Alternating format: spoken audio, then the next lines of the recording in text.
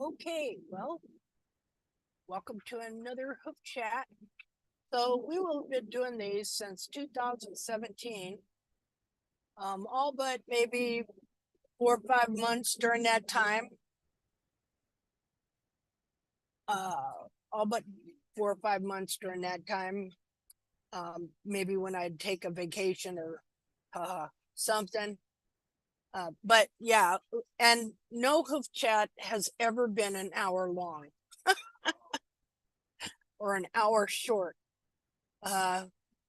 See, I got criticized one time for these long, drawn out hoof chats. Hey, you guys, quit. My dogs are rambunctious here.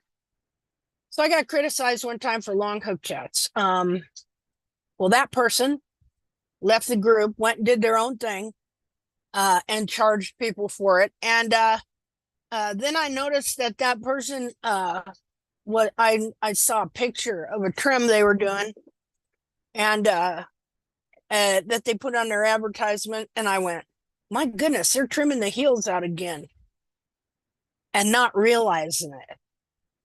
And then about a year later, I seen they're shoeing their horses.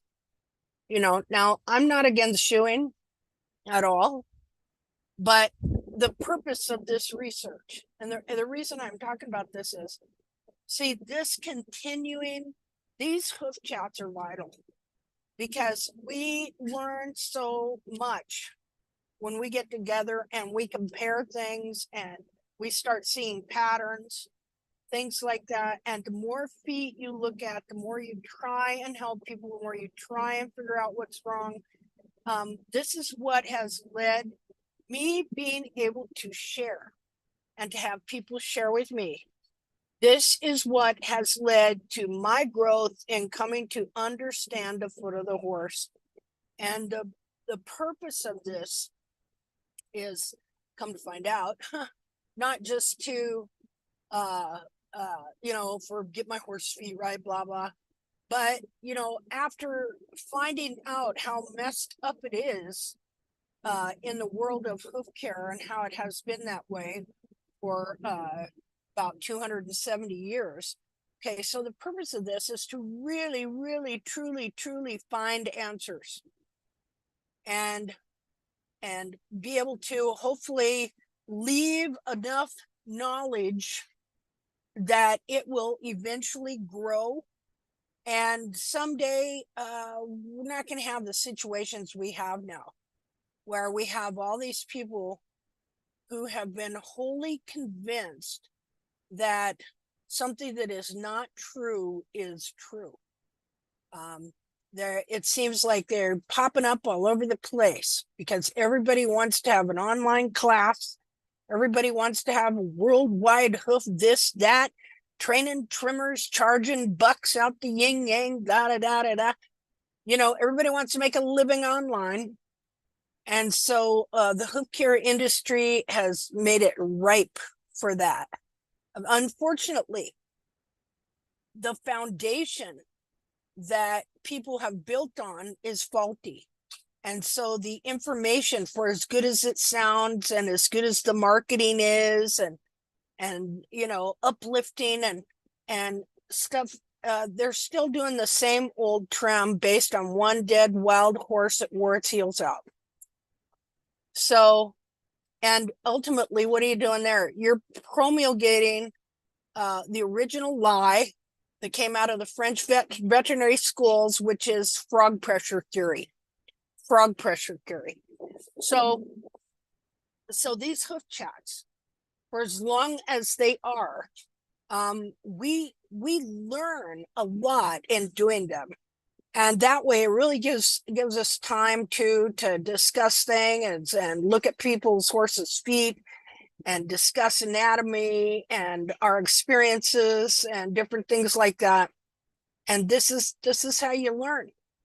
This is how you come to a knowledge of the truth. And that's what we're trying to do.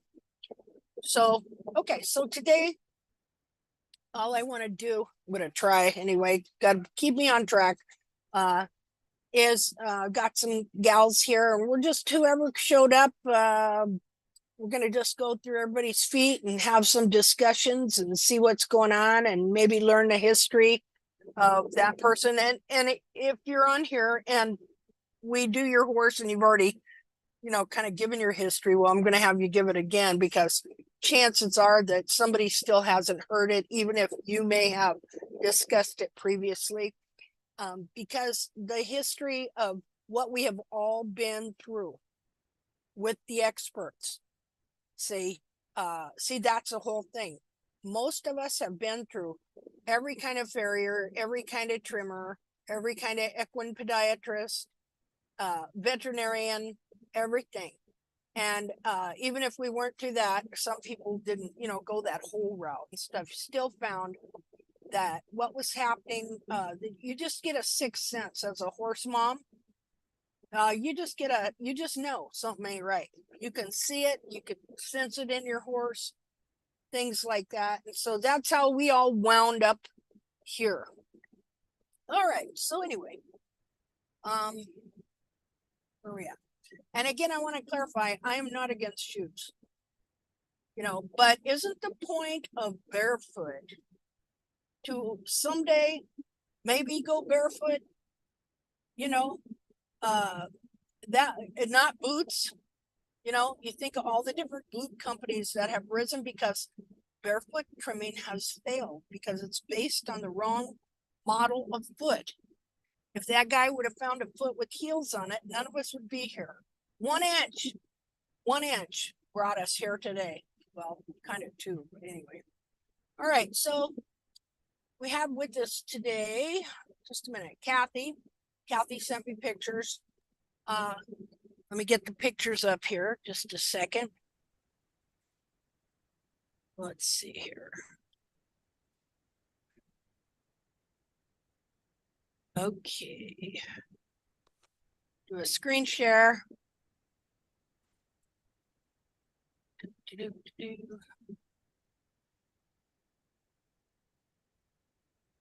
Okay, so we're just kind of going to go through these, and then I'm going to have Kathy give a little history of her history with this horse, and the trimming history, and how long she's been trying this method here and things like that. So just a second here. Okay, so Kathy, what's this horse's name? His name is Chance. He's 28 years old. Oh, okay. 14 hand painted pony. Okay. He's got paint genes. He didn't have any pony genes. He's supposed to be a big paint horse, and he didn't grow up that big. He just didn't grow up, huh? No. I've had him since he was 3. Okay. And he has been insulin resistant for quite some time, and over the last few years also became cushingoid. Mm-hmm. He's on Pergolide for that. He's actually a hard keeper, not an easy keeper at this current stage. That's different, huh? Yeah, I mean, he's always, his younger horse was always a very easy keeper, but I did low level eventing with him, so he stayed fit. Mm-hmm. And weight was really good, but it didn't take much for him to get chunky, but that's not the case now. Okay. He stays a little ribby, even though he's got some fat patches on his hind end, but he's foundered several times. Mm-hmm. And my farrier just was not able to keep his feet up underneath him, and so that's how I came to tack. Okay. Now, how long have you been with tack? The original pictures I sent you were from June the 7th. So of this year. So not very long. Okay. And had you ever trimmed at all before that? No. Okay. And he was just recovered from a mild founder, recovering at the tail end of recovering when I took these pictures in June. Okay. We had some rotation in the left coffin bone. That was somebody else's pictures I sent you. Yeah, there you go. Yeah. Marilyn. So, yeah. Okay. So this is where I started. Okay. And so your farrier was he was dubbing the toes off like Yeah. that, right? Yeah. Yeah, he just didn't know what to do. Everything got away from him. Yeah. And they pretty much they'll like put a foot on a stand and they'll look down this way, but they're usually not looking at what you see over here. Yeah. You know, and so this to me, I mean, he may have metabolic issues for sure, but this has to absolutely also be a structural issue. So that makes it a mechanical issue. Yes, it And definitely was a mechanical founder at this time because this horse has not changed his diet in like, almost 2 years. And yeah, there's no reason why he should have foundered at all. yeah.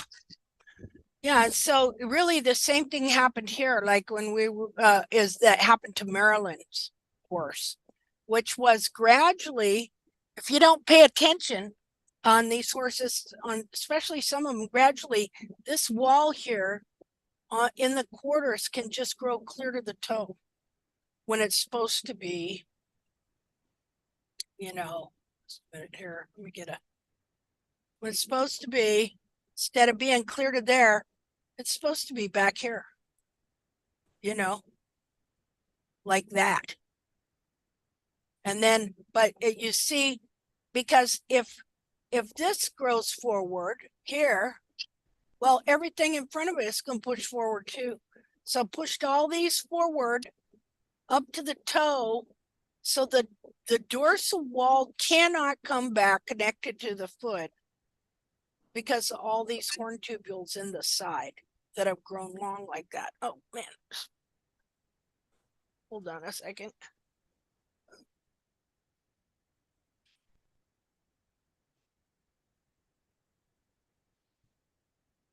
Okay, so then the object is, and of course this was in June. Okay, so we're going to look at this foot, see how far you've come here with getting these horn tubules kind of back up some. Let's see. Let me undo this. Okay. Got to move stuff around here.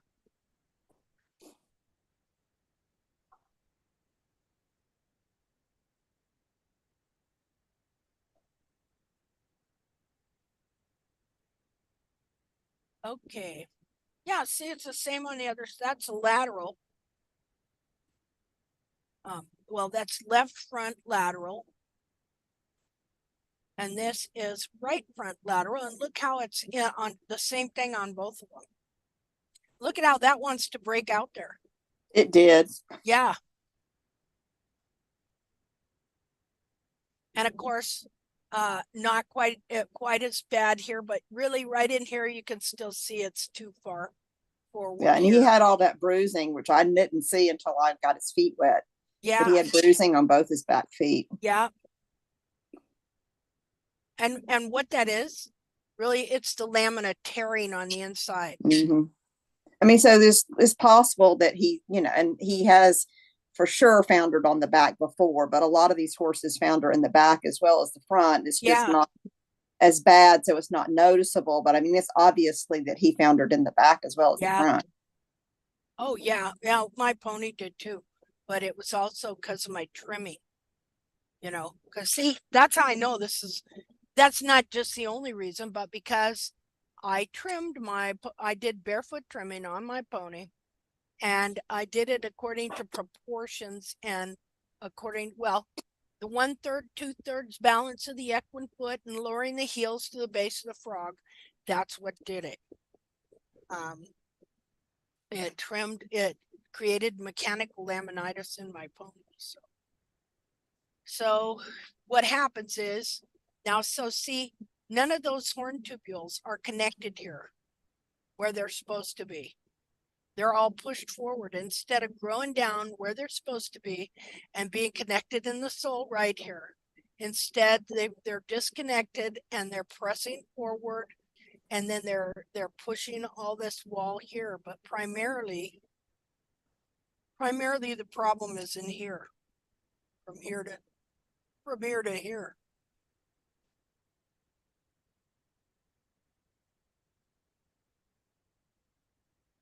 So we're still in June. And you can just see that it really messes with the white line connection around the whole foot. And you can see that's a flare is coming on that foot too. Yeah. That picture. Yeah. And so right rear, yeah. It's always that outer heel, asymmetrical, wider on the outside. Okay, so this is from Sunday. Okay. Well, see, this is already looking much better. You know, like right here. I think that you can even you did a notch here. I did. I think that looks good. It was growing. It's growing out some, but there's still a notch there. Yeah. See, I think you could actually put a notch up here. Okay. Right there. And let's see. You know,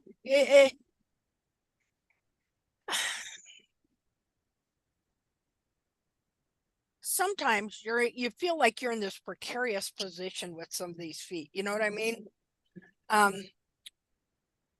So, you know, as far as the wall on the toe, okay, you could you don't want to lower it, but you could lessen up a little bit, maybe a little bit of leverage here.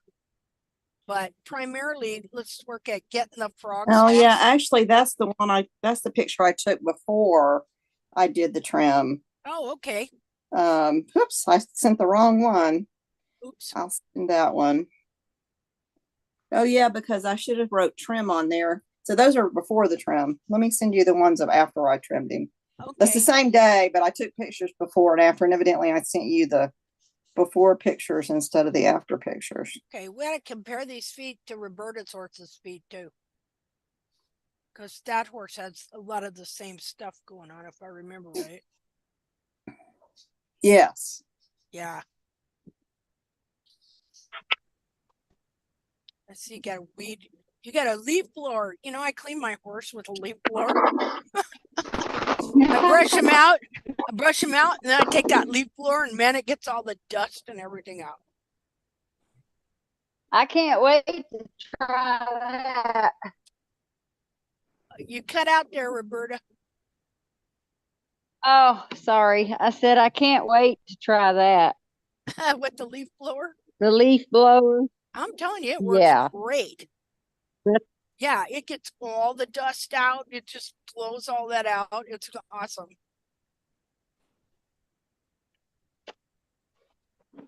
Okay, so, you know, and here's, we can see this too, that these bulbs are spooled in.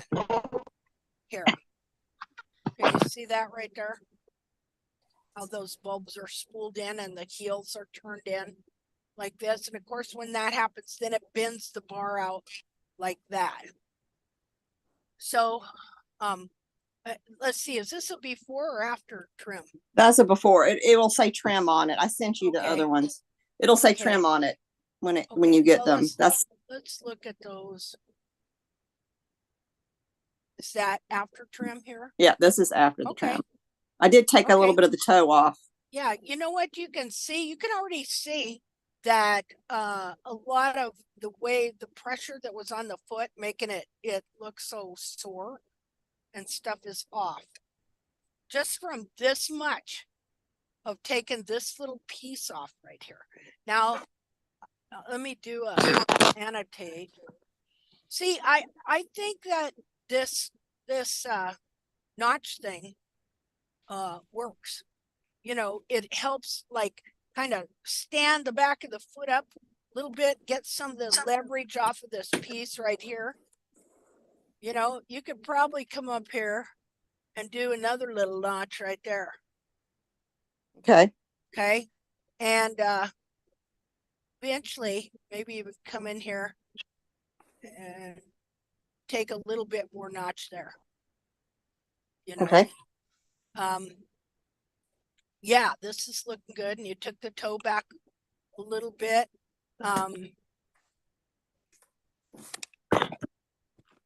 Now, from what I see here, the coronary band is looking healthier.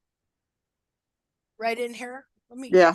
I want to go look. I'm going to take a picture here and go look, compare. Just a minute. Gotta move stuff around.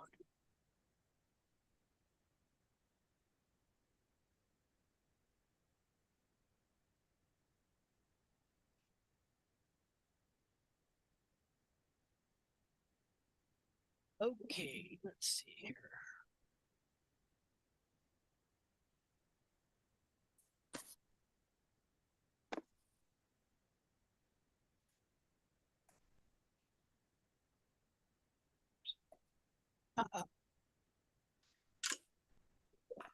That's weird. We want right front, right? Okay, this is okay, 728. So that's before. Okay. Go back to June. Right front. Okay, just a minute here.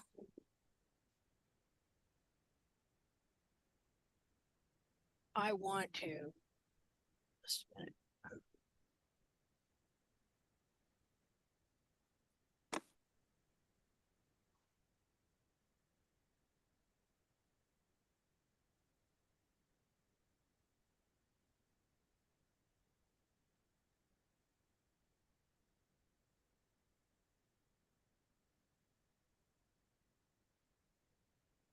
Yeah. Okay. I want hold on a minute because I want to get these in together so we can see the difference. So just a minute here.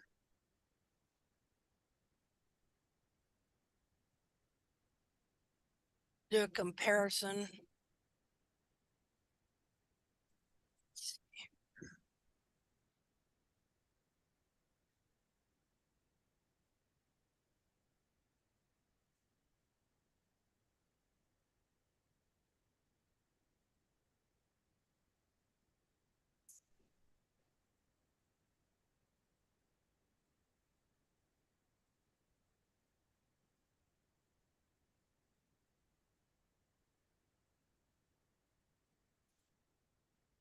Okay.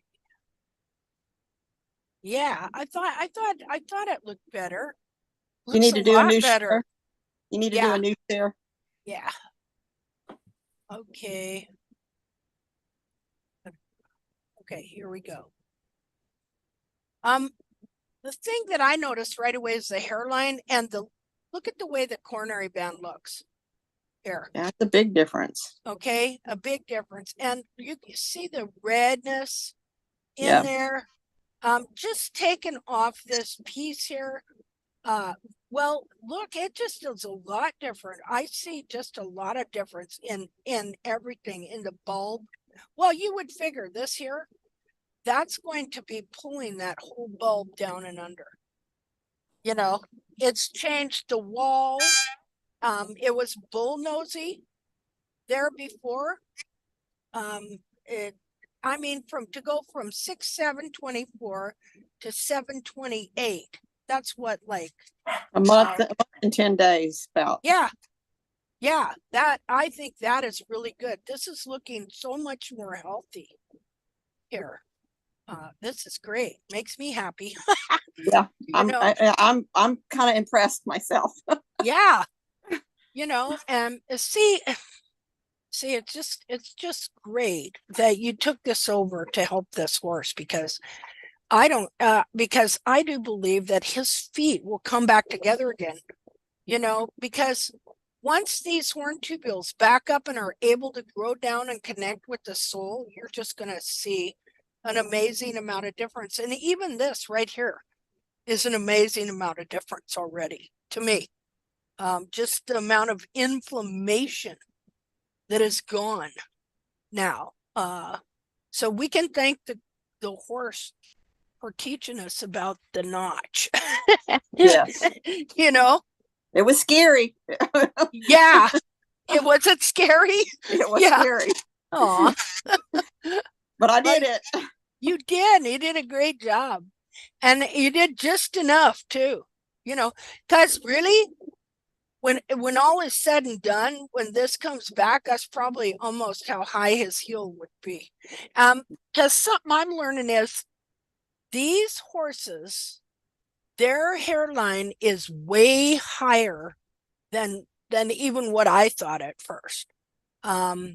Almost in a lot of them, it will be almost vertical, or horizontal. Yeah, horizon. Yeah, we already got that vertical. Yeah, because and this is the problem. Their foot wants to be up like this. That's where the foot was made to be.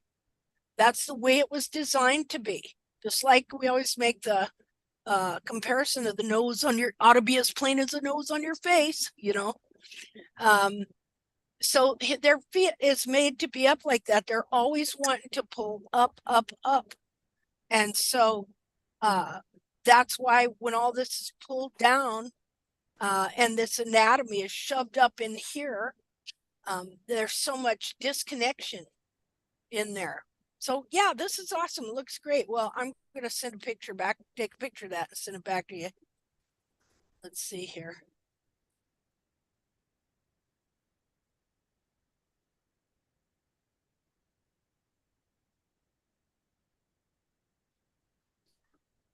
Yeah, this is great. But it just looks like it'd be so much more comfortable. Now you see the discoloration in the wall here. Oh, wait a minute. Let me label this. Let's see. I'll just put this under this minute. Save. I gotta save this picture. Save as.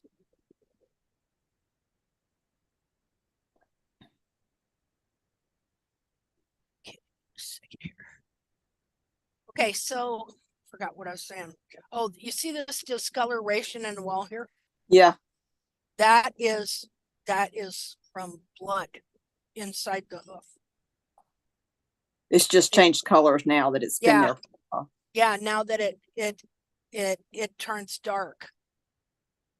See, once you'll see it a lot on feet that got this redness in there, because that's what you're seeing in there showing through is blood and stuff. So then when it leaches through, because the walls are very porous, and then you see it underneath, it'll be dried and it's blood. Yeah, but that at the top growing in is so much whiter even than the rest of his foot was. Yeah, absolute. So much healthier. And just look at the coronary band. See, that's what I'm really impressed with is the health of the coronary band. It looks great. This area right in here. Yeah. And the periopal skin. See, like here you could see where it was swollen and there was it was just all swollen looking and red, and then this bulge here in the wall. Well, look, here's the bulge. That's how much it's grown down. Wow. Right here. So is this making his foot grow faster as well? Yeah, looks like it. Wow. I'm pretty sure that's the same bulge that's right there. That's, so it's gone from there to there. I've seen, let's see, I grew out a whole hoof capsule in 7 months. Wow. So what they say about hooves growing slow.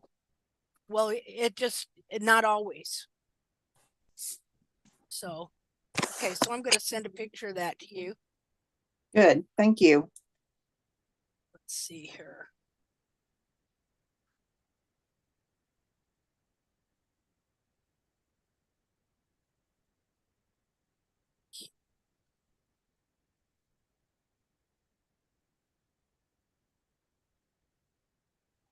Yeah, that's looking really good. I'm looking at some other pictures here too.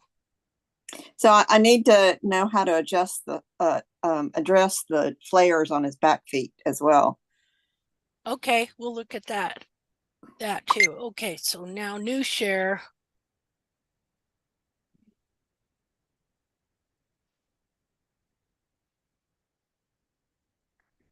Okay, so this is the left front. Now, I think that looks just right there. One thing you can do is, you could, if you get a chance, you can kind of clean that out a little Yeah. bit more, the central sulcus. And, yeah, the notches right here, that looks really good. You know? And he did a lot of that, some of that sole did flake off. Uh-huh. And I'm not sure what's going on with the bars. Well, yeah, they're deformed and Yeah. distorted. You know, you just kind of have to start cleaning up some of Yeah. this in here. Because the more you kind of clean it up and get it cleared, the better it is for the bottom of his foot Yeah. inside. Well, I've struggled finding a grinder that I can handle, and I think I finally found one. So, Oh, what'd you find? I got a Makita.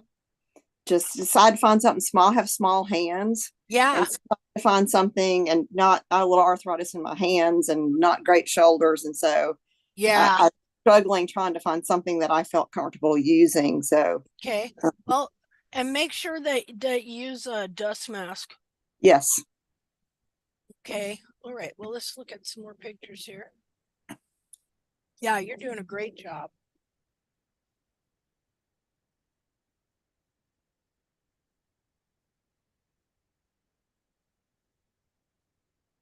Yeah, you can start cleaning up some of this excess stuff here. Yeah.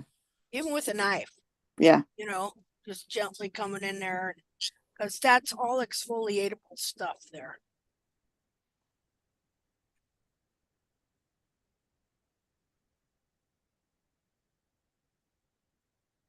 Okay, so we need to find these are the rears. Yeah. So the right rear is worse than the left rear Okay. as far as the flare goes, but there's one on each foot. Okay. Well, the flare will be from, usually that heel has been trimmed out more. Okay.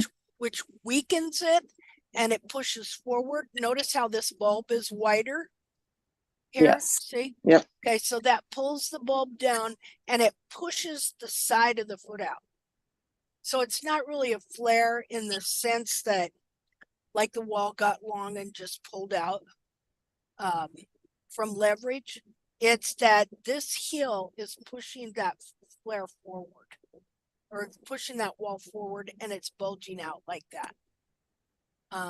So again, it's just going to be really fixing it is in restoring the whole foot. This heel will ultimately have to be grown back in and then move back, and so usually I don't worry about flares, or in this case this is a bulge, you know, because on this side all the horn tubules are going to be more forward, because what has to happen is the heel itself has to stand back up and pull all that back in.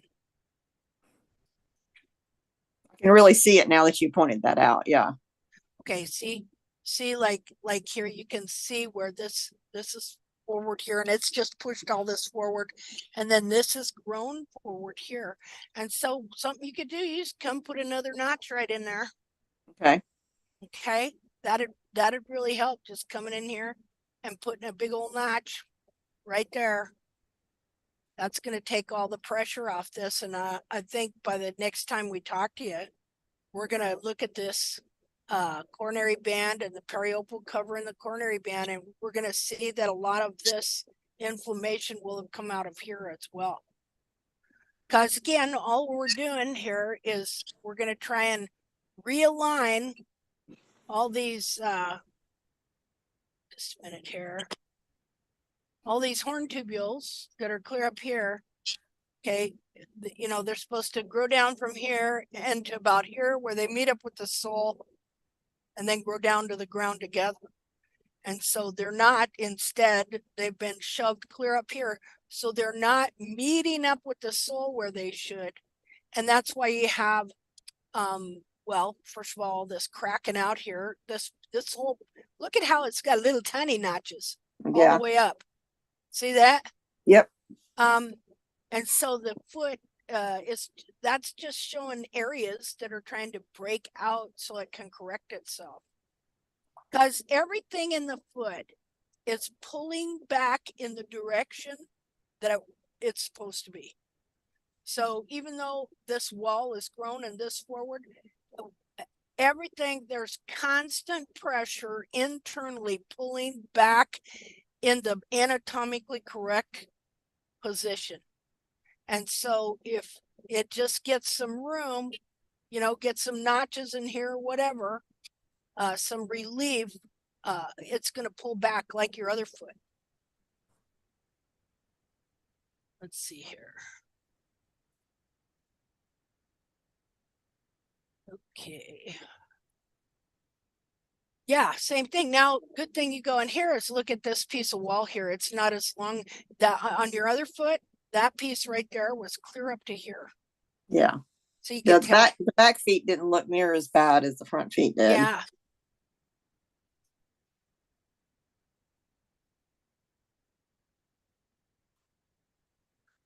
See, that's the left front. Okay. So this is currently the right rear. Let's see, let's look here. What's this? Oh, was that the right rear? I'm just looking at. Yeah, this is the same foot, right? Yeah. Okay, and so this is it current, and that was it before, right? Yeah, this is the one that I originally sent in June. Oh, no, this is June. Okay. And the other foot was the one I just took on Sunday. Okay. Okay, so yeah, just getting some more of these horn tubules, like this horn tubule here, should not be clear up here. Should be back here. So I would come in here and on the new foot the way it is, and it's kind of telling you where to put some notches. Yeah. And stuff. So okay.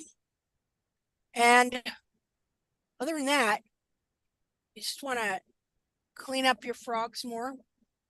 Yeah, that's from June. Yeah. They're a little bit cleaner than that now. Yeah, sorry about that.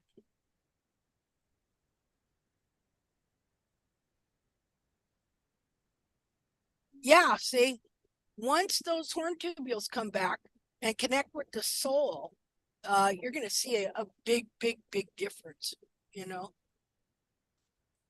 Well, I think especially in the front foot, when you look at the bottom of his foot, to me, it looks like the heel is wider. It's gotten wider as well. Yeah.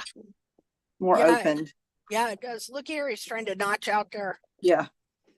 See? He's had that one for a while. Yeah. Has he? Well, I think you're headed in the right direction. Yay. You know, just need to work on trimming. This is from trimming off, cleaning up your frogs more, cleaning the central sulcus out. Eventually cleaning up the sole in here. And I'll show you why. I need to show everybody why you need to make sure you're not leaving any clumps and lumps and bumps in here. Just a minute here.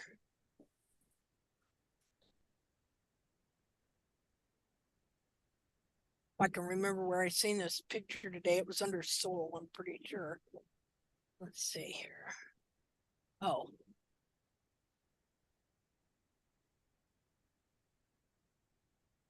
Pictures.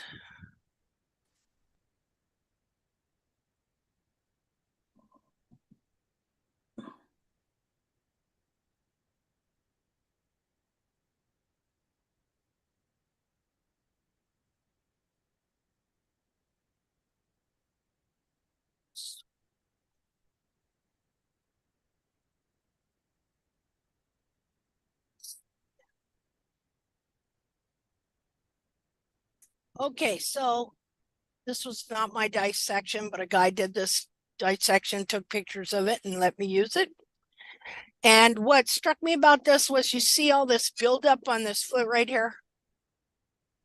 Okay, Yeah. well then you see when he took the capsule off, you see how it's damaging the sole corium. Oh, wow. Okay, and you can see it here on the inside of the hoof capsule too. So what happens is all this dead sole lays on that, and then the sole just stops growing. So let me see if I can find a good hoof capsule for you to look at. So you see, well, here. Oh, well, wait a minute.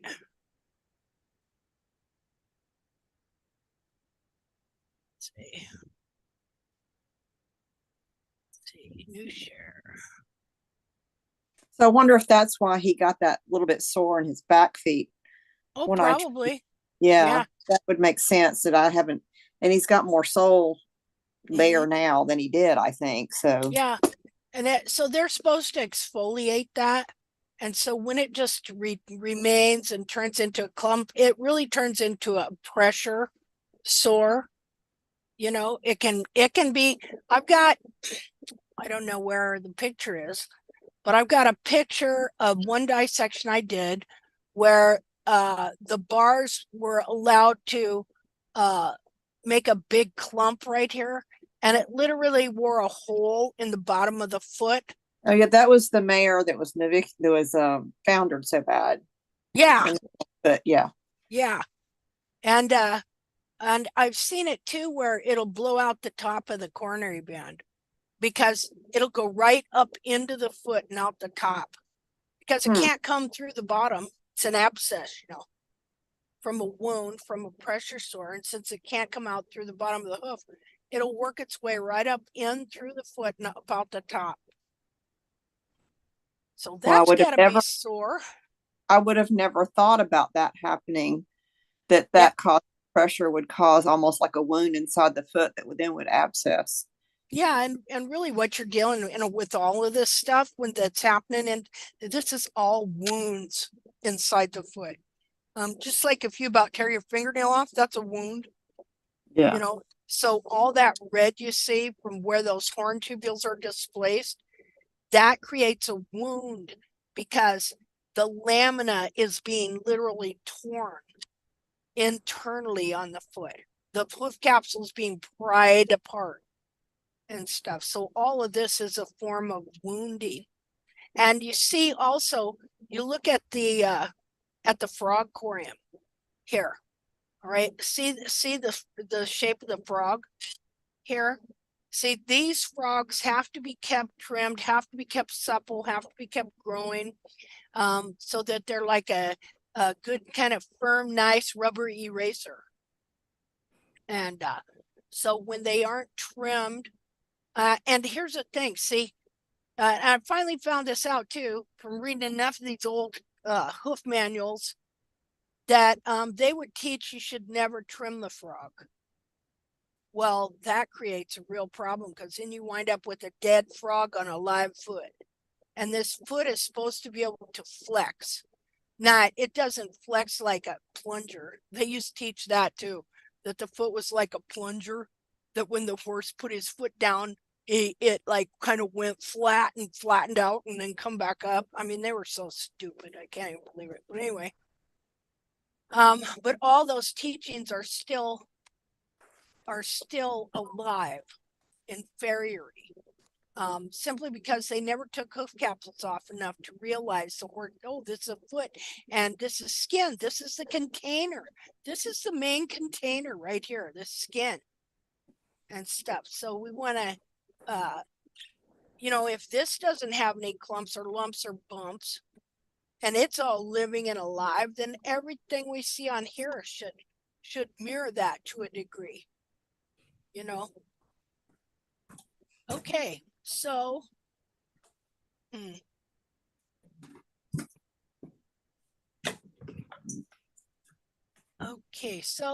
so have you got anything else you'd like to say or No, I think you've got me headed in the right direction. Okay, great. Okay, who's next? We got lots of time. Let's see here. Can't find my, oh, here it is. So, Roberta, should we look at your horse? Are you there? I would like to look at your horse again. I'm gonna go find you. Let's see. Okay, I need to go to There you are. Harry. Did you get lost? Did you lose I me? did. I'm always I losing hate this stuff on song. here. I know it. Me too. Let's see. Okay, so I'm going to Facebook, and then I'm going to go to. Now, where am I going to find your pictures again? The trimming page. Okay. Alrighty. But after we spoke last Tuesday, I haven't posted the new pic. Okay, that's okay. I have not posted. Yeah. Okay. Okay, that's okay. I just want to go back.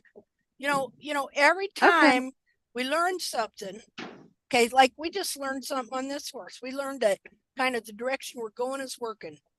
We saw before and after picture, and the inflammation out of the foot, the coronary band, and periop looking more healthy and things like that. And so now we'll go back to your horse's foot and we'll look again and see what we see.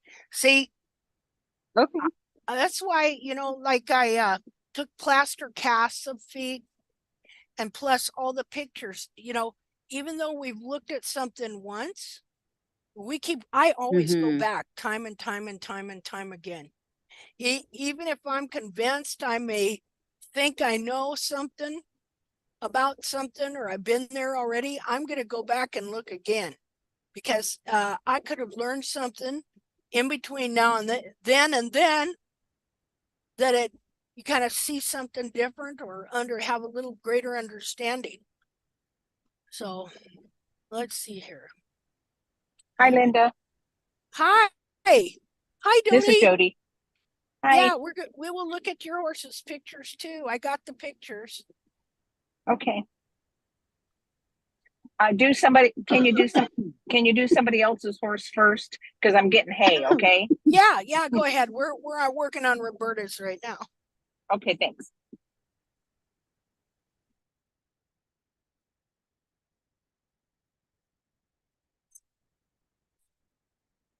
Alrighty then. Let's see here. On my phone where it has the video camera. And if I turn that on, are you the only one that's able to see it, or is everyone else as well? No, not everybody be able to see it. Oh, just you. Only if I shared it. See? Oh, I see. So Okay. the only things people are able to see is something I share. Otherwise, yeah, no, but you could do that. You could do that. Nobody else would see it. I could see it. And I could take a picture of it or something. Only if I shared it would they be able to see it. I was curious. I wasn't sure how it worked. Okay, let's see here. Got to find you.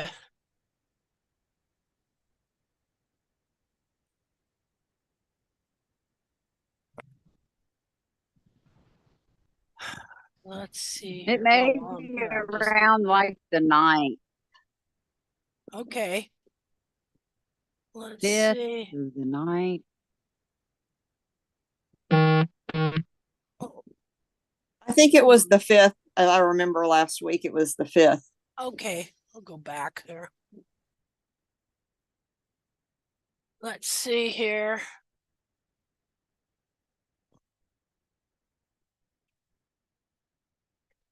Okay.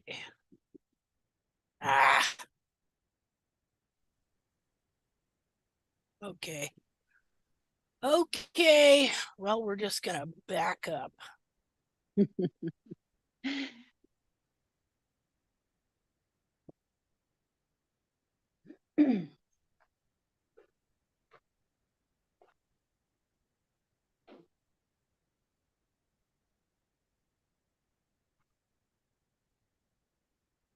Better pay attention. 6 days ago. Why don't they put the date? That was the 23rd. What day are we looking for? I It think was July the 5th. yeah. Okay. Okay. I'm so looking it's- at my phone. I'm looking at the post and it's July 9th. Okay.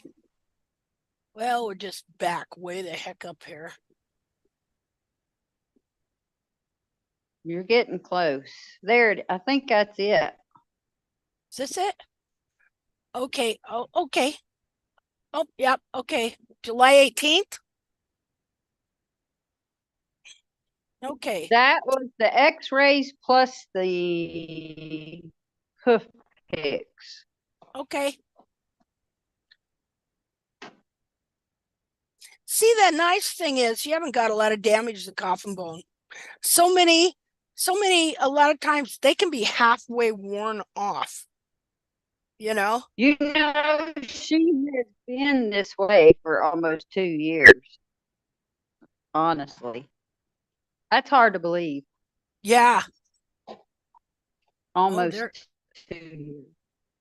They're survivors there. So, oh, yay, here's what we need to know. Now, okay, so I'm going to have you give your story again. Okay. And also, I'd like to know what the vet says, why you got x-rays, what the vet said, who the trimmer was before. So if you wouldn't mind telling that story again while I just flip through the pictures. Sure. So I purchased Cheyenne when she was 5 months old. Aw. She is actually, she's actually going on 6 years of age.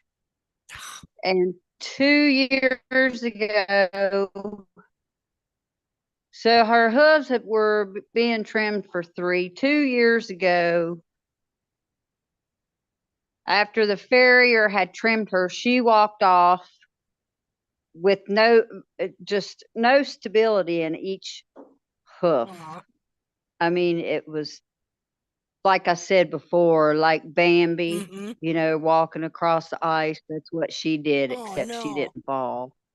It was awful. So I knew something wasn't right. Yeah. And that's the day I stopped letting any farrier trim her feet. And that's, I found you. I typed in a trimmer and you popped up and here I am. Thank Ah. God. Thank God. Yeah, So, literally, thank God. yeah. Well, what a shame, And you I know. did. I know. Well, I stopped trimming her because I didn't get anywhere. Of course, my knowledge wasn't like it is now. So I Mhm. put everything down for like 4 or 5 months and I just picked back up. Mhm. And I had the x-rays done a couple weeks ago, I guess whatever that date says. Mhm. And my vet tells me that I need to literally chop her toes off because I'm going to cause a bunch of damage to the ligaments and tendons. And I was trying to explain to her, if you did that, then the coffin bone would rotate more. And she said, there's no such thing. I said, yes, ma'am, there is. I'm like, just hear me out. And she wouldn't hear me out Yeah. because she just had a closed door. And Yeah. so I said, I'm not chopping her toes off. And she rolls her eyes at me and it was crazy. Mhm. Oh my. So that was that. And I here we are. Okay. Well, actually, before she got in her truck, she's like, you're just going to kill your horse. Ha ha ha. Okay. No, you're gonna kill my horse. So- You guys have been killing these horses for centuries.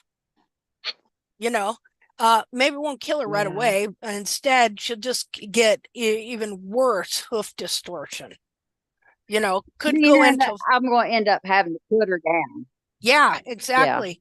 After trying to fix her for another number of years and finally getting to where she can't Mhm. walk, and then if you were to take them toes back and then that wall became disconnected from the sole to where the wall pushes up, but she's pushing down on the sole, then you're in big trouble. That's where you get, you'll see them. They look like their heels are really growing, but the lines in front are just really compressed, and that's where they get those slipper feet and stuff. And pretty much he trimmed the heels out of this horse. She's had her heels trimmed out. And finally, the day just came. She couldn't take it. It'd be like the last time I That's really right. trimmed the heels out of my horse, and trying to obtain that natural foot, so to speak. One dead wild horse, Jamie Jackson's, the rear foot. And my horse acted like I cut his feet off. I remember he's standing there, everything's great. I trimmed those front feet. And when I went to lead him away, he leaned way back and he moved his foot like way over, like it. And to me, it was like he was saying, "You cut my feet off. Where are my feet?" And that's the day I gave up. Yeah. That was in like July of 2014. And of course, after that, then, had some revelations and come to the understanding of what we've been led to do and trimming the heels out. And, here we are. So I was able to restore. We're still working on some issues, but pretty much my horse is a lot happier he was when I was trimming all the heels out of him. So, okay, so see, and it does me good to hear the stories again. See, now you can look at her cartilage here.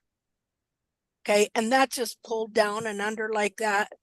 And so all that anatomy is pulled into here, which is shoving her coffin joint. Look at that. See the bulge there? Yes. That's not supposed to be like that. So it's pushing into the joint, which rotates the toe down onto the sole, which, okay, so the toe, I'm going to show you a picture. Let's see if I can remember where it is.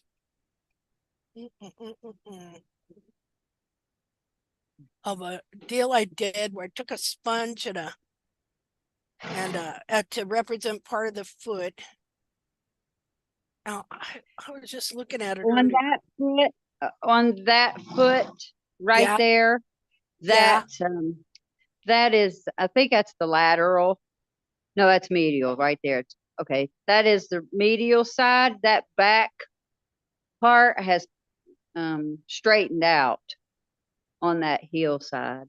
Okay. Am I making sense? Yeah, but I didn't hear a word you said because I was like off looking for a picture. Oh, I'm Say that sorry. again. No, I'm sorry because I was just going, oh,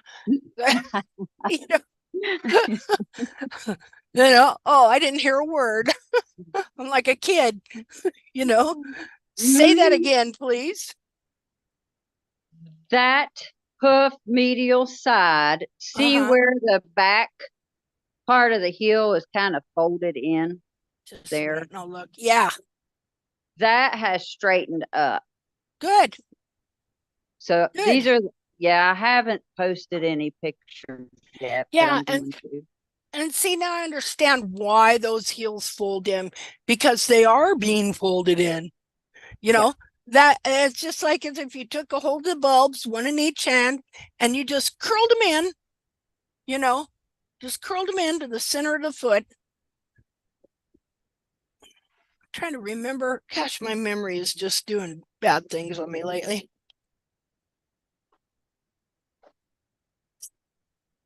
Trying to remember where I have this.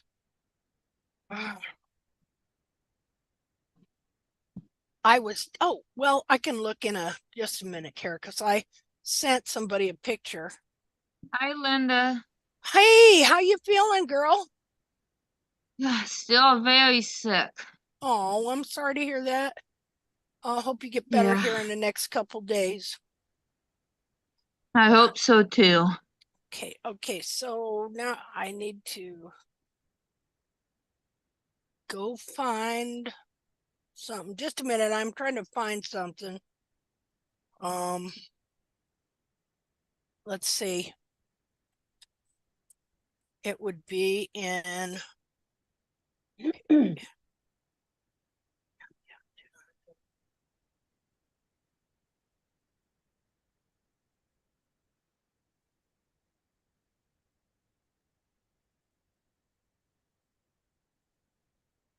okay, I found the note. Just have to find the stuff I shared with this gal.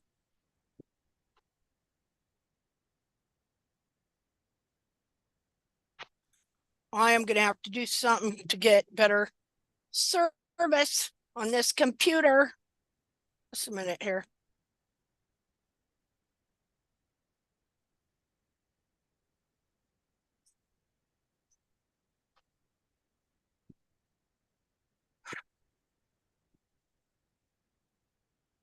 My computer's freezing up a little bit here, folks.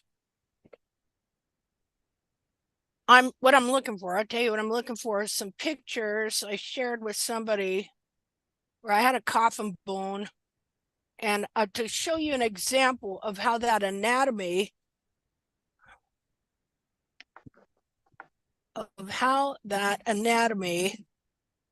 can push in there. This stupid thing.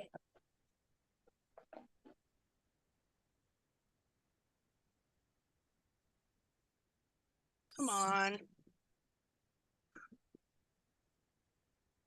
Well, anyway, I did an experiment. I had a coffin bone and I had a little sponge that I made to represent the digital cushion. And then I pushed that forward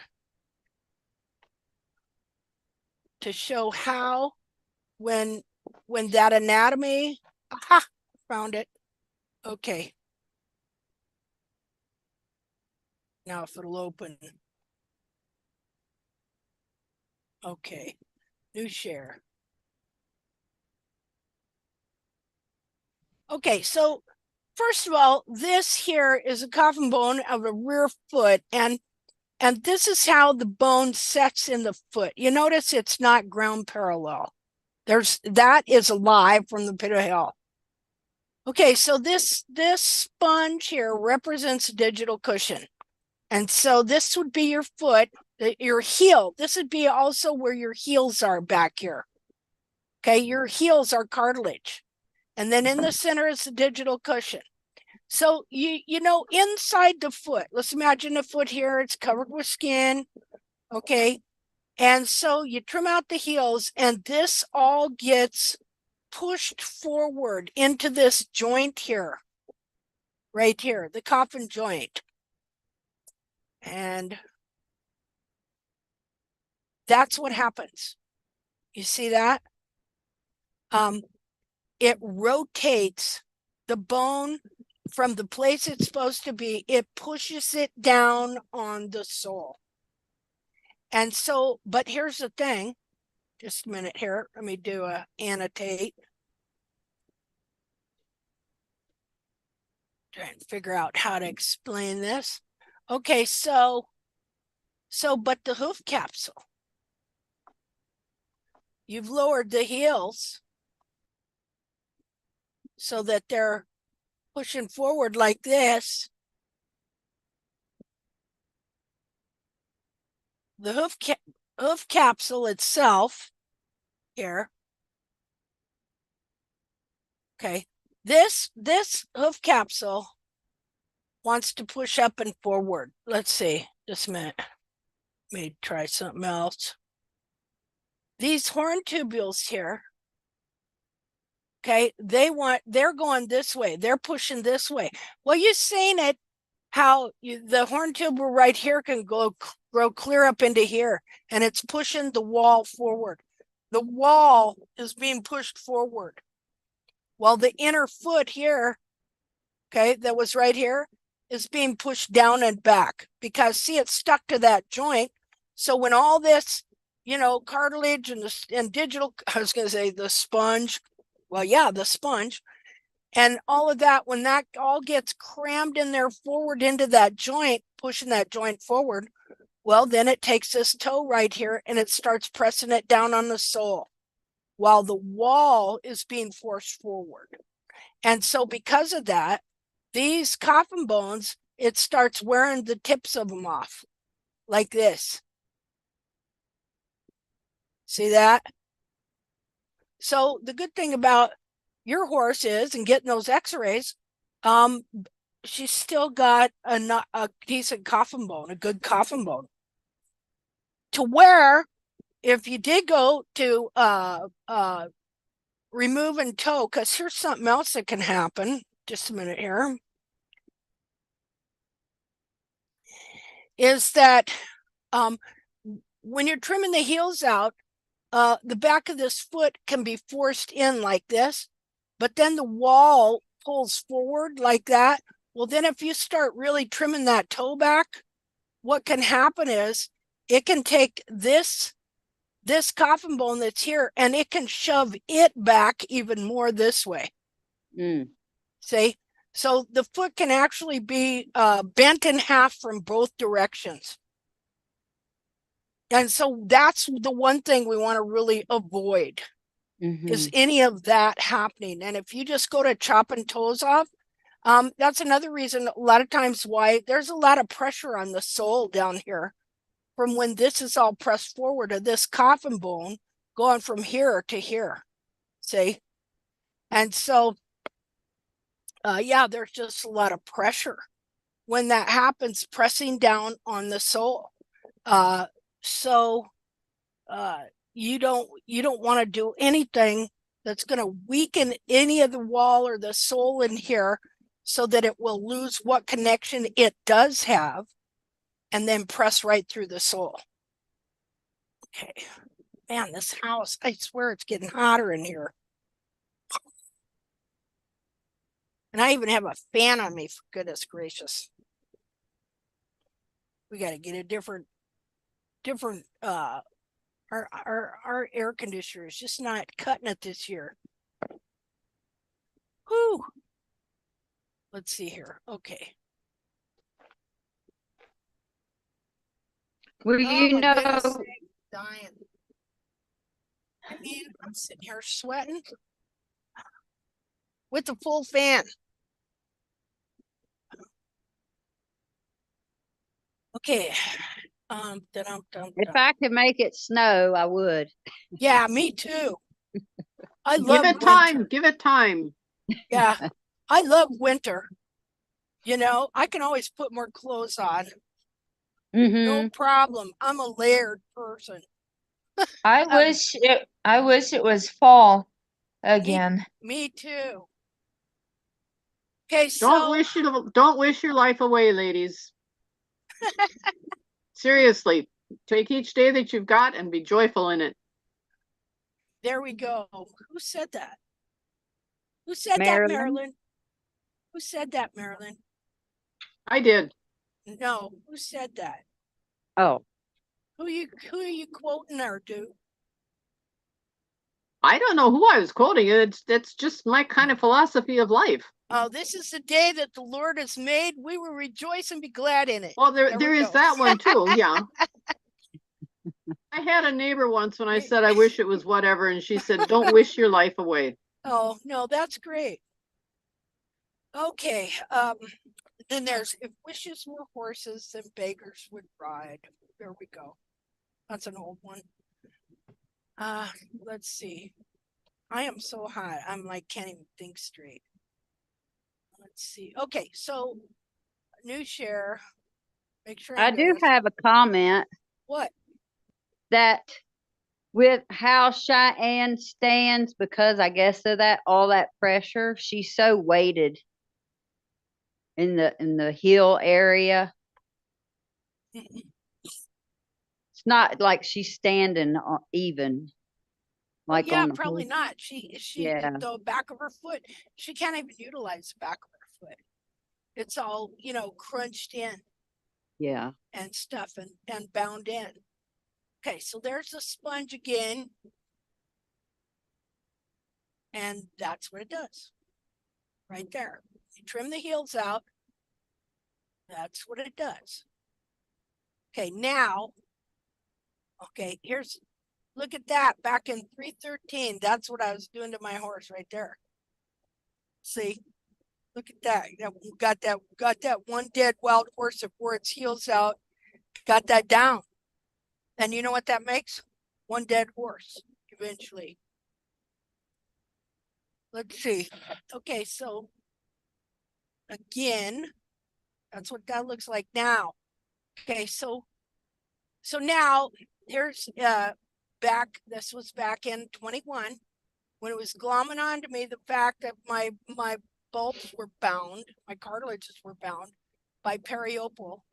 And so I did that experiment where I soaked the foot, kept it wet in a boot for 4 or 5 days, and cut out that periopal. But now remember, I had been growing heels for a long time, so I don't suggest people do this the way I did this. Okay.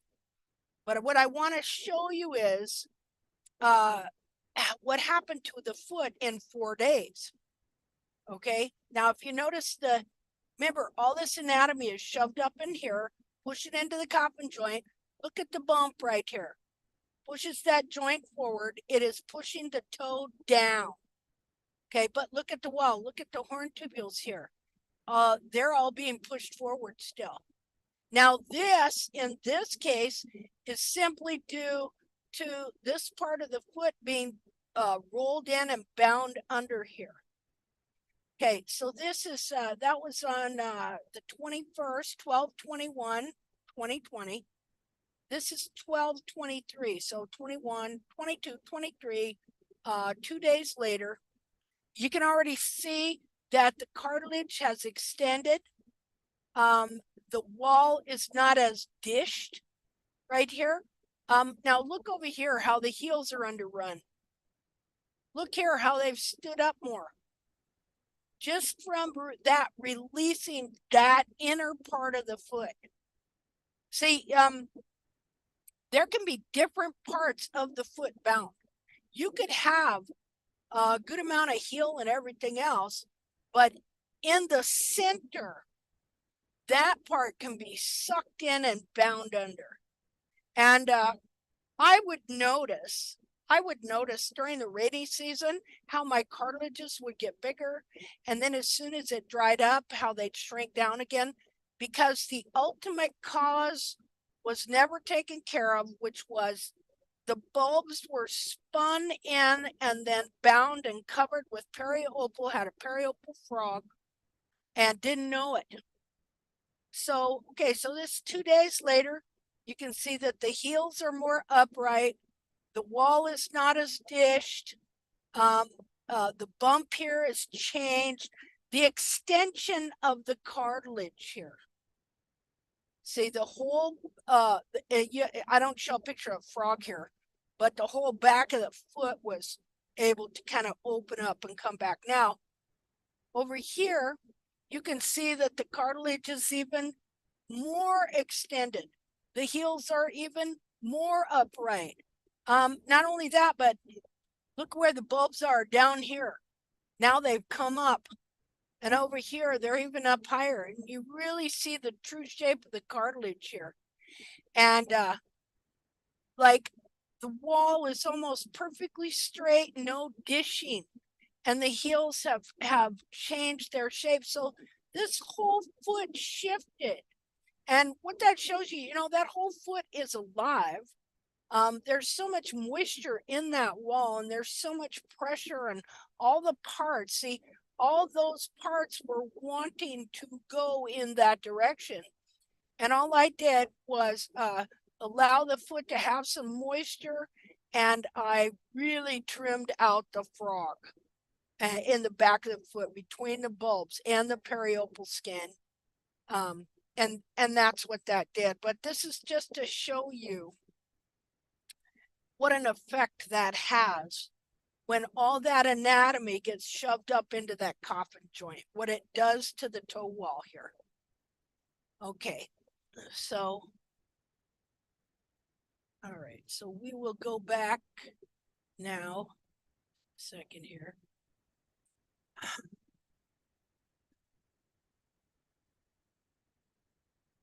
Okay, I wonder if I accidentally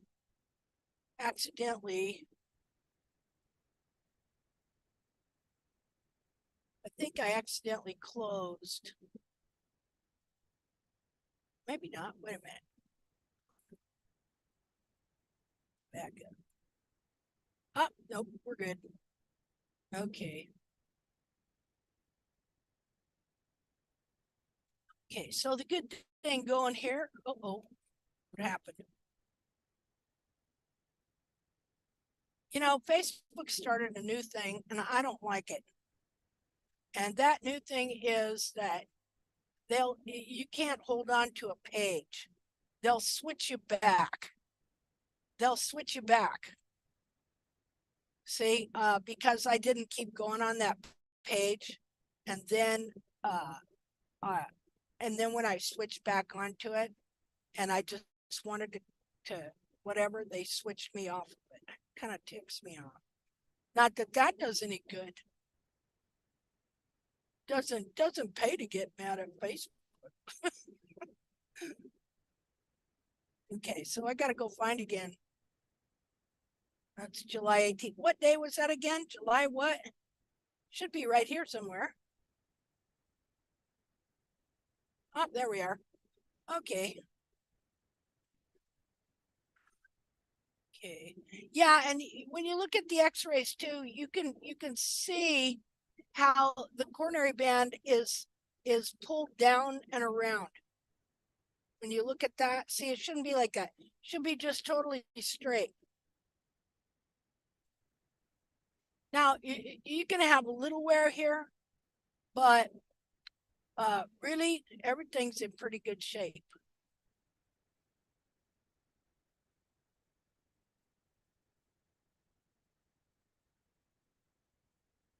Oh, so what did the vet say was wrong?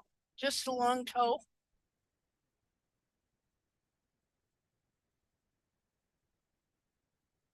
Are you there, Roberta? I'm here. Yes, just chronic founder is what she called it. Okay. Yeah, chronic mechanical laminitis. Well, I told her it was mechanical, and she just she She just, still rolled her eyes at me. yeah, gave you that deer in the headlight look. Yeah. Yeah, they think they know so much. You know, yeah, I got a couple of real winners here too. Okay, so is this like, would you say this wall is flat with the Yes. sole? Yes. Okay.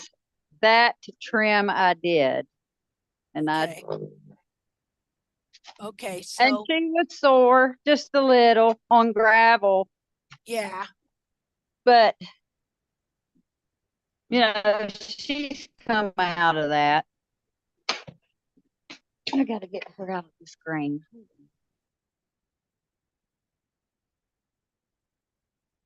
see, I mean, you know, it's a trick trimming these feet, you know, knowing where and what to take off, so that you don't tip them over the edge.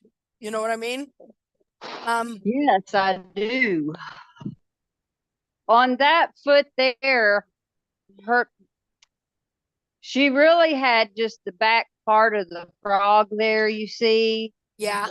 Now she has now she has the whole frog. Oh, good. Okay. Mm-hmm. Okay. See, I'm really looking at this toe, trying to figure out what you need to take off to start backing up some of the toe quarter here. See, so this is the same foot as we're looking at right here, right? Yes. Okay. Cheyenne, come here.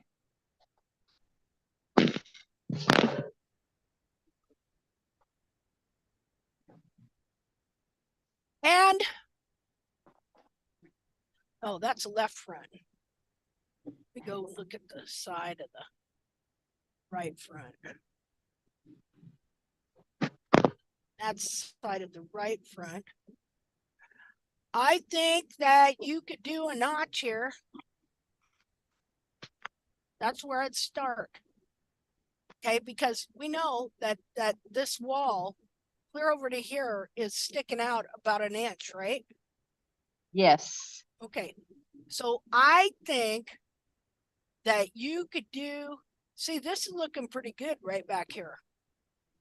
You know, these horn tubules don't look too bad where you follow them down in here.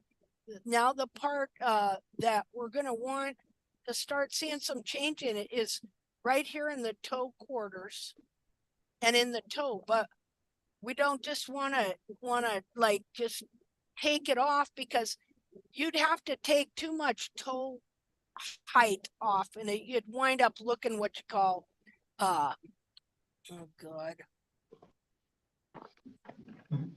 I know this word. I know Can it. foot. And no, Bull nose? no, you know where they just chop the toe off. What do they call that? Farriers hate it.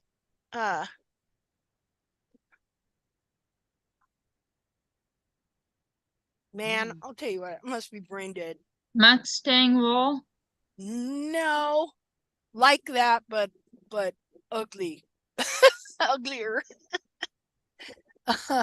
Oh, dub, Dub. dubbing it. the toe.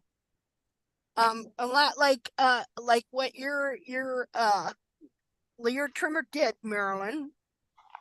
Yep. Yeah, you don't want to dub the toe. The first Okay, time was good. After that, not so much. not so much. Yeah, and so what I'd like to see it do is a notch, and then that's going to give this part of the foot. It's going to allow it to come back up a little bit, you know, and then eventually, once you do a notch on each side, okay, wait, let the foot respond some and pull stuff back, because they do it in the wild, you know, and then you'll be able to take off a chunk of toe in the center, you know, after this stuff here has come back to support everything. But let's see here. Save image as.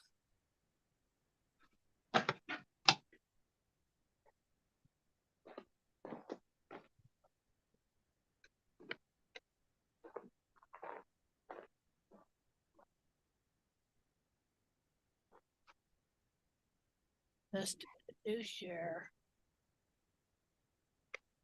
Okay, all right. So I would like to open that with Snagit.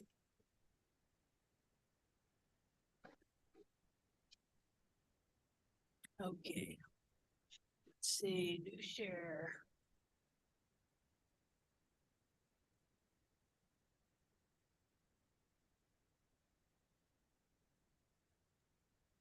What is that white line that you see on the hoof wall behind the leather R? That's just a stripe on the hoof.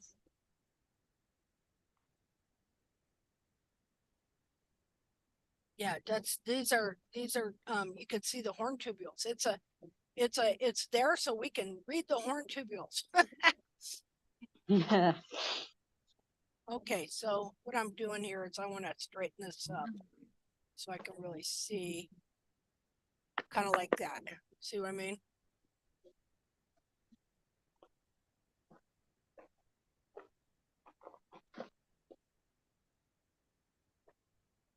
Okay. So come in here, right about here,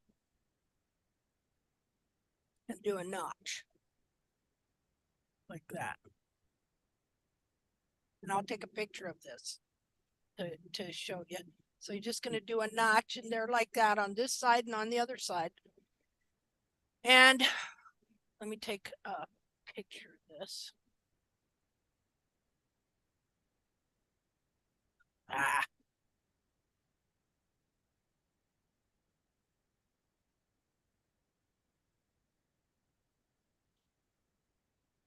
And then we want to look at the frogs too, because make sure you're trimming your frogs up more and stuff like that. How's that been going for you? Good. Okay. Okay, now I want to take this and Would this horse benefit from sanding the sole and frog lightly every 3 days? oh sure, that'll help any horse. That'll help any horse, you know, because what it does is see, I think, this is my theory, is that all these little tubules are like fiber optics. And so when they get sanded off, it's sending messages, grow, grow, you know, that the foot really actually reads that as wear. And so it encourages growth. Plus it gets rid of all of the excess sole and slowly and stuff like that. So yeah, I think that's always a good idea. You know, it's just like kind of little bit of natural wear going there. Okay, so I want to go back and I want to get the picture of the sole and put it with this. Okay, here we go. Okay, so when I'm looking at feet and stuff, this is the kind of stuff I do. Like, let's see, let me save this. Just a second. I'll save as.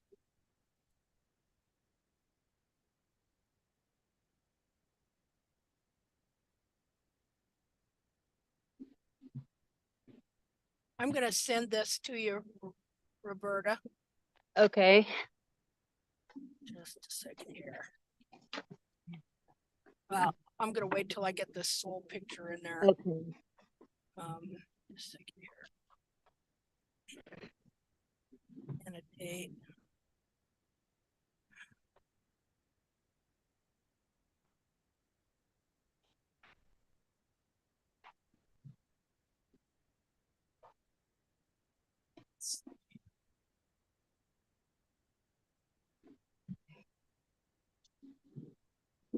Okay, so picture that.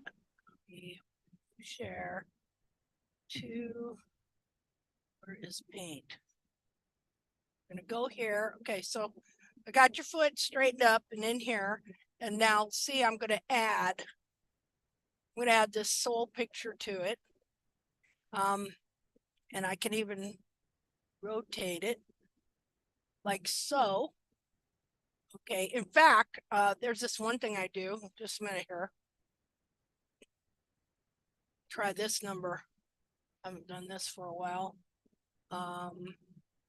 Let's see, resize. Let's do 75. Okay, here we go. We're gonna take this.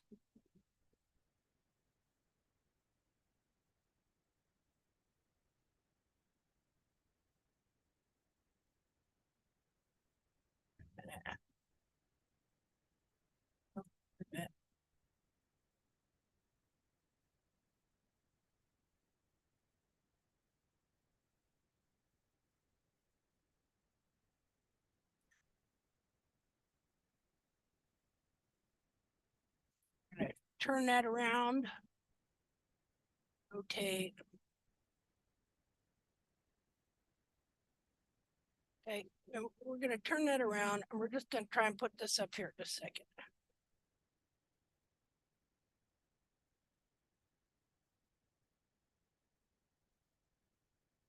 Yeah.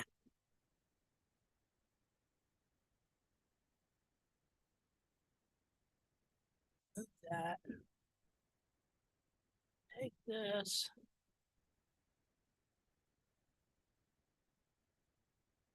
No, wait a minute.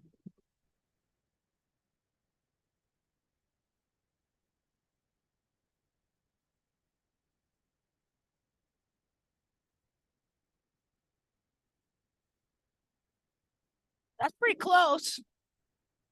You know, That's pretty cool. Yeah. Yeah, and so, you know, you can see that your wall is stretched out here. So right about here is where you're gonna wind up taking your notch out. Clear up into here. Well, looky here. Right up here. Just a second here.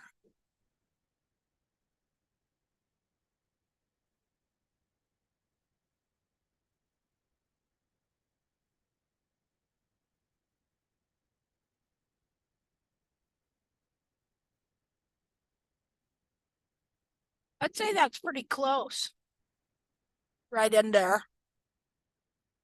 And so I think that you could, let's see, I'm going to use, what color should I use? Use blue.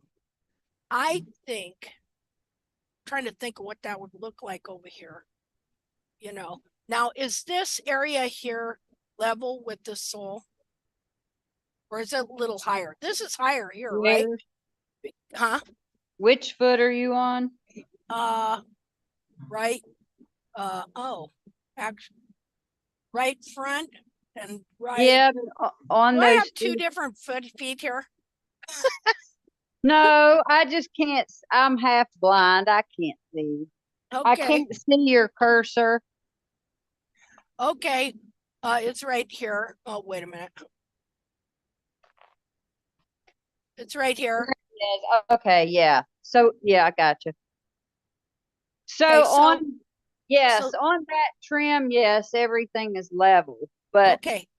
so that was 2 weeks ago, and I have trimmed again since, and there is a rim past the sole. Just Okay. a little. So Mhm. here you want this area here to be higher than the sole, right here. This is your heel. Right in here. Okay. So that can be higher than the sole. This other part here is what you take close, either to or close. Okay. But you can come in here and make a notch here, which is gonna relieve this area in here. I'm trying to figure out what that would look like. Let's see here. Do this. Yeah, what would that look like from the bottom? Well, okay. You're not going to see any of this here. See that? Yes. It probably won't look exactly like that, but something like that. Okay.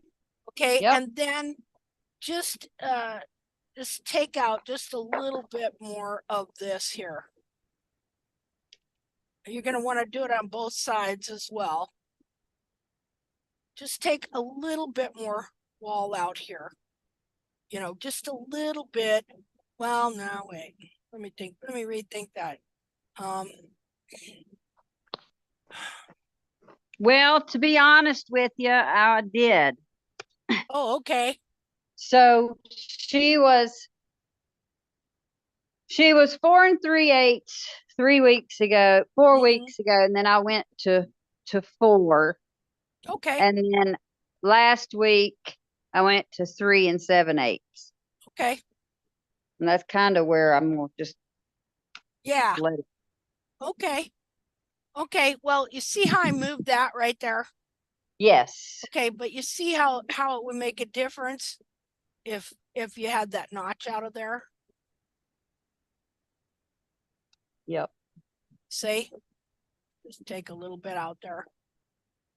Anyway, Yeah.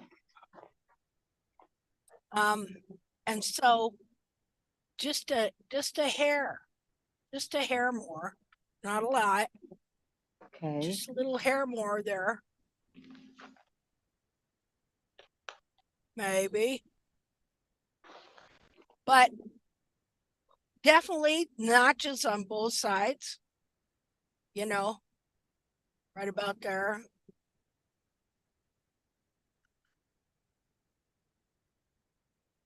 kind of what that's gonna do. I know that looks funky.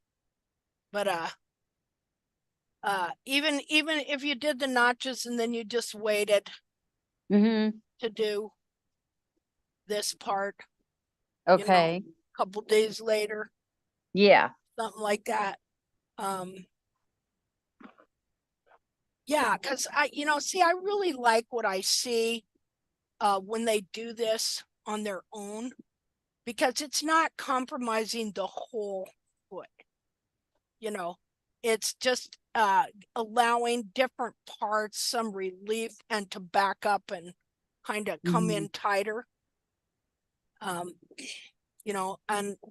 because I know when you just do a whole on out trim, they can get really sore, and they're already in a really delicate position anyway.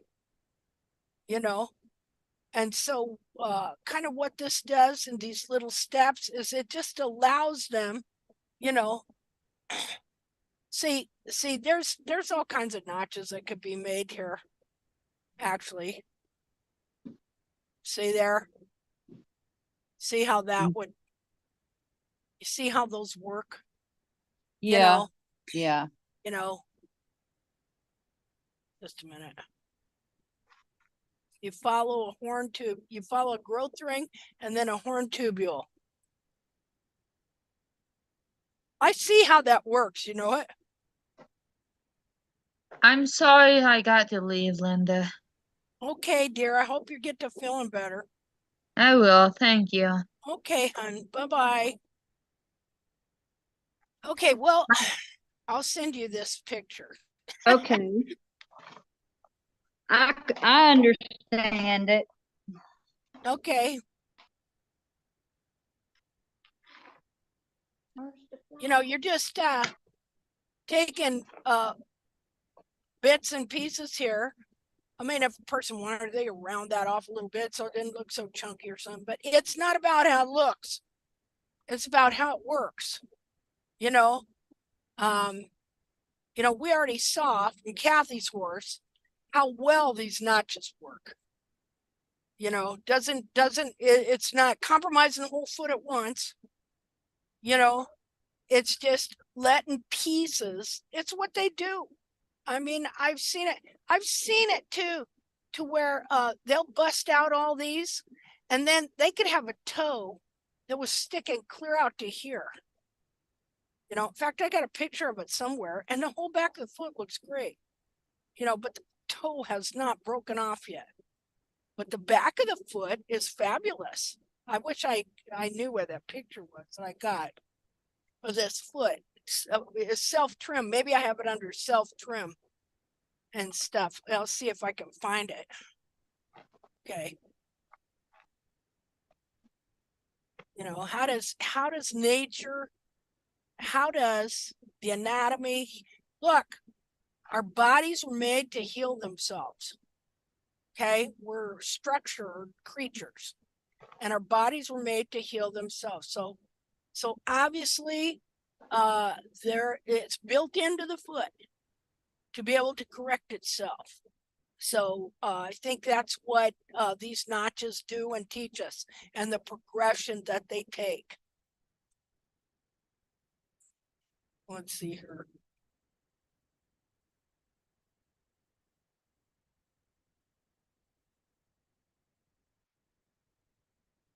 Okay, so I know if I go out of this, Facebook's gonna kick me off somewhere.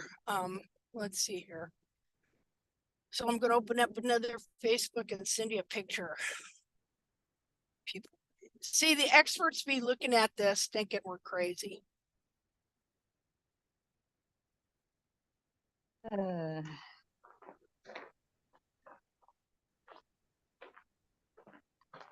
I'm sure they had their scratch pads. Yeah. Like Einstein said, the only thing that keeps me from learning is my education.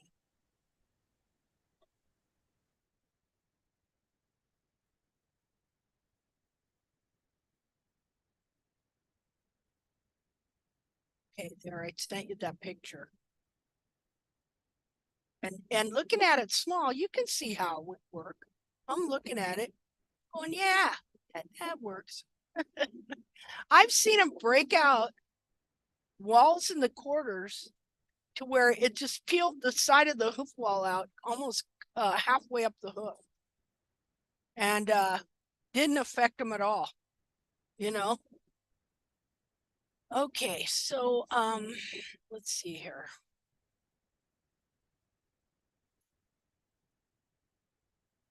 Where am I at and what am I doing? Okay. Okay, well, there's a good place to start. So if you want to do that, and then maybe you can take some pictures by next hoof chat, maybe, Okay. and we'll see. I would like to see what that would do, putting those extra notches in there. You know, and I want to see what they look like from the, I mean, it's taken me some time to figure out how to do them on the horse. It's one thing to, you know, draw it in. It's another thing to figure out how to do that, like on the horse. You know what I mean? Mm-hmm. Yeah. You know, so and also, you know, if anytime you can message me when you're doing that too. So Okay. okay. Yes, thank you very much. Okay, well, hey, thank you for sharing. I want to see this little horse, just a young horse, you know. Yes, See, she's cool. yeah, she needs to have a life, you know, and stuff. That's see, I know lots of people with young horses that are all screwed up because of these trims. Yeah, young horses. See, Yeah, well, the 2 years ago, not only Cheyenne was trimmed into this mechanical deal, but Apache girl, which she was a year older than her, I had to put her down because of it. And oh, she was geez, 5. that's terrible. Yeah. Oh my gosh. But I didn't know any of this. I didn't know about you at the time. You know, if Yeah, I did, I probably I wouldn't have put her down, but I didn't know any better. you didn't know. I was trying to get her out of her misery Well, yeah. because See, her front 2 hooves always stayed abscessed. I mean, the whole bottom. I mean, yeah, it was awful. yeah, totally the So, farrier's fault. And yeah. totally their education. See? And Right. barefoot trimming made it worse. Barefoot trimming is a scourge. Natural hoof care ain't natural hoof care. It's a scourge. Okay. No horse was meant to have a 30-degree hairline and no heels. Mhm. And see, that's the thing. We can know now what that guy was really thinking. No heels. They have no heels.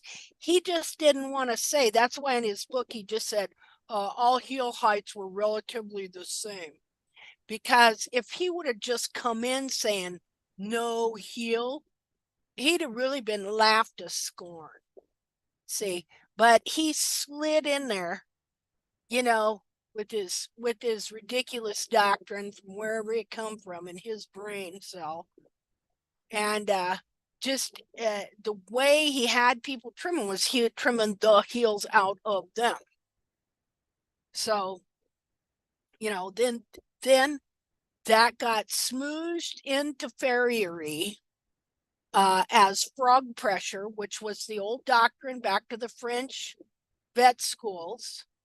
Even though in this guy's book he doesn't say any, well, that's because that one dead wild horse foot was so shriveled up there was no frog, so he never advocated frog pressure, but it was just a hop, skip, and a jump from him and all the barefoot people that followed him.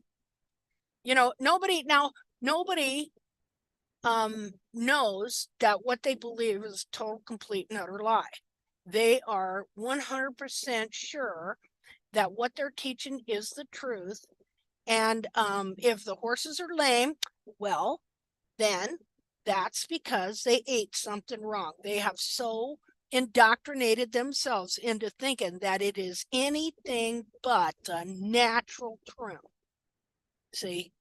So then it's just a hop, skip, and a jump before that got into the academic realm with the Dr. Boker, who was influenced by these people in all his research and in his former teaching of the whole thing about frog pressure that came down through the schools. And so that, see, in America, it wasn't that bad. The farriers would leave heel, okay? But he got his teaching into farriery, and now you have these farriers taking the heels down lower than the frog to force frog pressure. I'm going to show you a picture. Let's see. Okay, what would that be under? Just a second. Picture, so you can kind of see what I'm talking about. Because we always gotta, we always gotta diss somebody on this Swift chat, right? Okay. No, what we have to do is we just have to tell the truth, what they're doing, and how this doctrine has been killing horses for 270 years. And, if people don't speak up about it, will it ever change? It's going to be a slow change anyway. It's going to be one individual here and there just get tired of putting their horses down and having lame horses. Okay, so where would I have that? Oh, it's under bad farrier. Let's see. I got these files. I never know what to name them. I'll show you here. Okay, so I got Antifa, my Antifa research. Got bad barefoot, then I got bad farrier, then I got another one somewhere called bad anatomy. Okay, so we're gonna go look at bad farrier. Okay, so bad, here you go, here's bad farrier. Let's see. Okay, so here is where they cut the heels low enough to make up for the shoe. Okay, this is the F trim. I don't know if you guys have heard of that. Okay, this guy calls his latest, greatest, newest horse killing trim the F trim. I personally think that's a good letter for it, but probably doesn't, not in the way he means it. Okay, so this is so you can put a shoe on it and still have what he thinks is frog pressure, but there is no frog here. What you're seeing here is a prolapsed frog corium right there.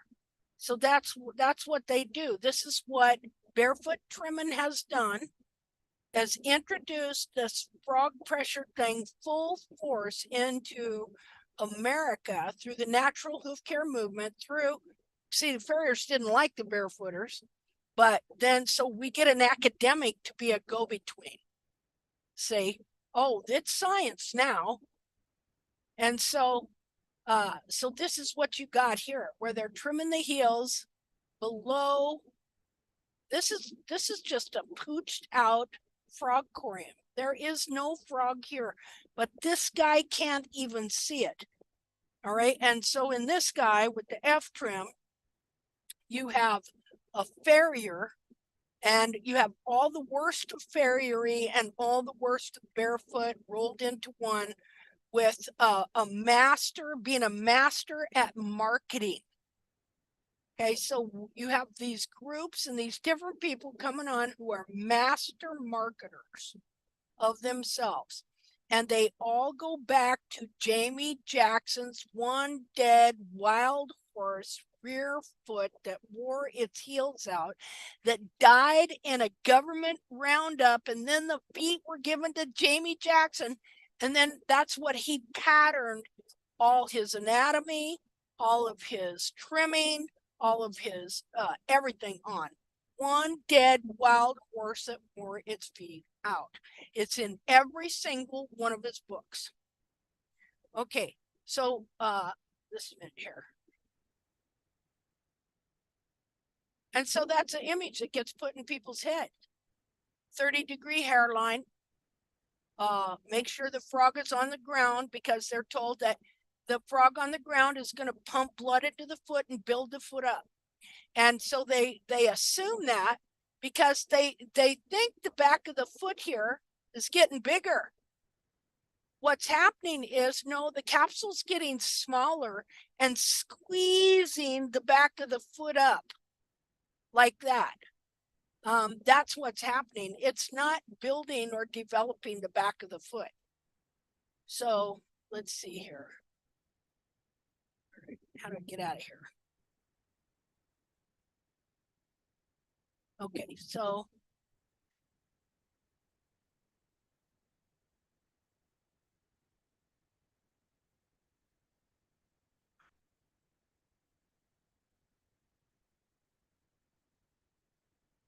okay, so this is from Maggie McNamara, and I just want to read you this because she's a cool gal. Anyway, so she said, I want to read you this because it's pretty funny. Now, here what we see, this is the farrier. That's the same thing I just showed you. Wasn't even the same farrier, okay? They're all doing this now, okay? This is a horse killing trim. So this is the farrier, okay? Here's her barefoot trimmer. She hired after that. Here she took over, and here you can see she's getting a little bit of heel and releasing the foot some here. But I want to read you what she says. She says, hi all, I'm finally getting somewhere with my 20-year-old warm blood's hind feet. This is his left hind, which has side bone pre-tack, before tack. I never took photos, but that top left photo right here was taken at the last appointment before firing my longtime farrier. Now, longtime farrier picked up this frog BS that Dr. Boker spread all over the place, but he was not the originator of it. Okay, it originated clear back in the first vet schools. It's been written on extensively by them guys. So he already knew about it. He never invented diddly squat. Okay, but see, this is what happens. These people get accredited with coming up with some new idea, which it was really just an old idea that they mixed in there with barefoot, and it just fit right like a hand in a glove, because barefoot's all about lowering heels, and of course if you lower heels you're going to get frog pressure. So she says, but that top left photo was taken at the last appointment before firing my longtime farrier. Top right is after acquiring a barefoot trimmer who, oh, here we go, just beveled around the foot level to the sole. There you go. With the belief that it would all grow in correctly from that point. Well, where'd she get that belief? From Jamie Jackson's Mustang Roll. See? It says, after she fired me, okay, now isn't this funny here? She fires her longtime farrier, but the barefoot trimmer fires her after she fired me from asking too many questions. We get the bottom left photo when and of course she started trimming, and so I'll have to catch up with her on where she's at now, because this was like in 21. But funny story, huh? Ha ha. Yeah. So this is going on all over the place with people. And of course, just when they get sick of one method, some other master marketer jumps up to take the same trim, same Jamie Jackson basic trim, and package it in a new package with a new name and sell it to people as the latest, greatest answer to all their problems. See? And it's all the same trim. And so when the foundation is bad, to begin with. The foundational knowledge is incorrect and bad. And that's what you're building on. I don't care what you call it. You're just going to lead people right back into the same error. These people come along, they promise much. In the end, they deliver little, and they will come up with multiple excuses for why their trim did not work on your horse. Because it's become such a money maker for people. They don't have to work. They just have to have an online school. And let me tell you what, these people make a lot of money with these online schools, people. And doing their evaluations, the evaluations I do, they charge. I was talking to somebody today, and she actually had this girl come over, and she says to me, she said, "You get mad if I told you how much she charged me." She's right. Because these people think they're God's gift to hoof care or something. They think that they are worth this exorbitant amount of money they charge people to come and just look at their horse's feet, or to just write them an email. Jamie Jackson, to even talk to him for a hoof evaluation, he's going to charge you $300 like that without blinking an eye. See, all these people, they think that their time is worth more than it is. Let's put it that way. But that is what the natural hoof care movement is built on. It was built on greed to begin with. And if you want to know the truth of that, you go listen to that interview of Jamie Jackson on his channel by that gal. Because he talks about, I thought this was real telling. Because he talks about, first of all, he talks about how the last day he was in wild horse country, he come up to this cliff, and he says, yeah, a dark shadow came over me, and it said to me, it spoke to him. It said to me, "You're done here. Get the hell out. Your life is going to change." And so then he says, when he came out, he was never going to shoe again. And he tells that gal, he says, "And I told you what I started charging." Okay. So he come out, and he was determined that he wasn't going to shoe, and he's going to tell everybody about this natural trim, and he was going to charge exorbitant prices to do what he did. So that's the birth of the so-called natural hoof care movement. It is based on error, it is based on falsehood, and it is based on greed. So there you go. And so that's why, that's the seeds that were sown. And that is why you see all this stuff. First of all, you see them all plagiarizing from one another. Copycat this, copycat that, given this name, that name. Now, I realize that we have a name, TAC, never started out to be like that. Wasn't looking for a name. Was just looking for what was anatomically correct. And I thought these people had it. I thought the vets had it. Surely the farriers had it, trying to understand the foot. But they don't, because they're holding on to errors that were started 275 years ago. And just about the time somebody comes along with a book that would lead people out of the darkness, you got somebody like Jackson coming back in and leading people back into the darkness. Okay? What do I mean by that? Okay, darkness is where you don't know the truth, to where you think that you are doing the right thing. You think you know, but in truth, what you know is not true. It's not only not true, but it's absolutely damaging and can lead to dire consequences.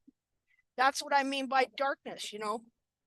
It's when your knowledge is, you think you know, but in truth, what you know is really would cause death, and that's what this doctrine of frog pressure that started in the schools, this low heel frog pressure, no heel, low heel, that's what it does. It leads to death. You've heard the testimony. We've looked at 2 horses already. I call them, you know what I call them? I call horses that get trimmed by these people, dead horses walking, dead horse walking. Okay. You know what dead man walking is, right? That's somebody that's on death row. Okay. And so they're dead.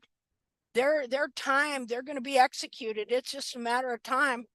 And then when they take them out of that cell and they're walking down that aisle, they're walking down to death. See, so I call these horses being trimmed by these people dead horse walking, because they're on death row. It's just a matter of time before the executioner comes. See, and we've already talked to people today who've had to put horses down, young horses, 5 years old. See, so anyway, I'm going to show you something else, and I can't remember what it was. Yeah, so this is what farriers are doing that they got from the natural hoof care movement. Oh, well, here's the rest of her letter. Anyway, not going to read the whole thing, but anyway, she's growing in heels. I don't know how she's doing now. Here's the same situation. See how the heels have been trimmed out. They think they are so, how do you even express that people are people that are supposed to be experts? Okay, this is like back when doctors, they used to like, what did George Washington die because they bled him to death? You know, because that was a practice. They believed that if they let blood, they let your blood drain out of your body, that it would get rid of disease. And so how many people they kill thinking like that? Well, that's what you got going here. They're killing horses. So when you see this right here, okay, that is, okay, first of all, the heel here has been crushed and pushed up into the foot. The bulb has been pulled down while this little heel here has been shoved up, because you know this is all soft cartilage and fat, right? So when you pull this bulb down, you crush that heel up. That's why they can trim the heels that low and not run into blood, because as they're trimming these heels down, the heel capsule, it crushes this forward and flattens it out and even bends it up into the foot so that you can just keep trimming and trimming and trimming and not run into blood.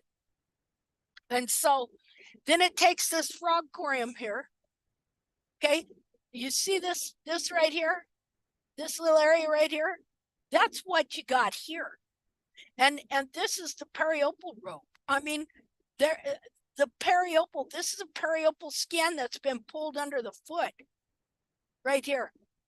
Okay, this here with barely anything over it at all, that's what is being exposed. But these people think, because of what they've been taught, they, you know, because really, would anybody do this on purpose, torture an animal like this? No. They think this is the truth. See, that's a whole thing. But let me tell you what, somebody that thinks, I mean, because thank God, and literally, I mean that, thank God that I got out of this before I got this bad here. Okay, before I was so blinded and so ignorant that I would have thought this was the frog, because that could have happened to me as well. Because the very thing I'm saying happened to is going on with them, went on with me for many years because of Jackson's teaching. And again, if the farrier industry didn't have a big giant hole in it to begin with, it would have left no room for somebody like Jackson to come in with his baloney. See, and it is baloney. So if there weren't errors, if there wasn't a big hole in it to begin with, there wouldn't have been made no room for this. So that's what you're looking at here is a prolapse frog. What you're looking at is the foot is so bound and compressed in that and inflamed that the periopal skin is busting over the bulbs and the foot is wanting to erupt out the back. So you can see, let's see. Well, yeah, Roberta, you just told, was it you that just told me you had to put a horse down, right? I did. Yeah. Well, you see why? I do now. Yeah. Yep. So I don't know what's being said there. Okay, here we go. So this again, this is the F trim. Here you go. Now you see how the frog is sticking up above the heels? This is what I don't even think this is the F trim. This is what they're all doing now. See? And what's that doing? That's trimming out the hoof capsule. First of all, it's shooting the toe forward. Okay, and it is pulling the bulbs and the frog down and under the foot like that, between the heels. This is Henry Hamerling that wrote that article about heel height. Well, frog pressure, not frog pressure, the proper hoof angle, which is really about heel height, which is then goes back to talking about when the theory of frog pressure came in, and the before that 2,000 years, horses with plenty of heel. Okay, so just my bad farrier thing here.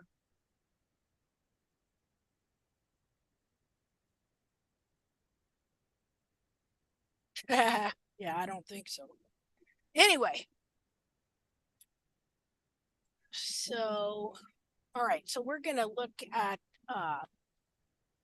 Dodie's horse's feet. And so that's where I'm going next. Let's see here.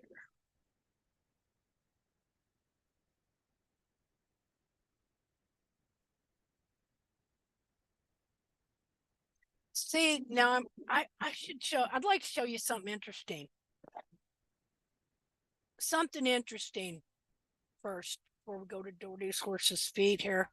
Well, I'll do Dodie's horse's feet and then I'll come back and I'm going to show you something interesting about how Leslie Emery, if you've heard me talk about him before, him and two other guys wrote a book in 1977 that would have changed the whole direction of hoof care and put heels on horses again. If it were not for one individual. Yeah, one individual that befriended Mr. Emery. That's right. Real interesting stuff going on there with Mr. Jackson. Okay? And his relationship with Leslie Emery. Because Leslie Emery promoted abundant heel on horses. And I just find it really interesting, this relationship. I'm going to have to do a whole video on that. The relationship between him and Jackson and how Emery's book pretty much got tossed aside and all that, adding heel to it when Jackson come along. So,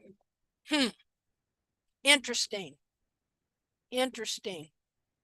Now, how his research and the truth was stopped by Jackson. You know, so it makes you wonder about that dark cloud he ran into the last day he was there in Wild Horse Country. Maybe there's more going on than meets the eye sometimes in this world. Definitely a lot of sorrow and pain going on in the hoof care industry. lot of darkness. Okay, so I'm gonna go to Dodie's now. Let's see. She sent me pictures.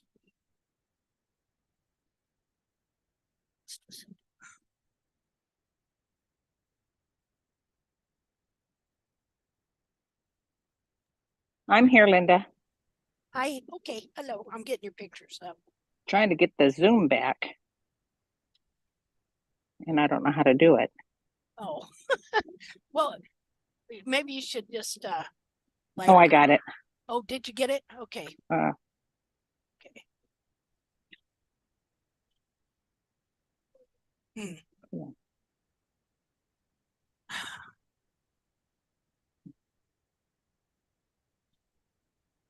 Okay. So we're gonna take a look here. Go up to the top here. okay, I got it. I got it. I'm gonna mute you. I gotta shut my. Did you ever get x-rays on her?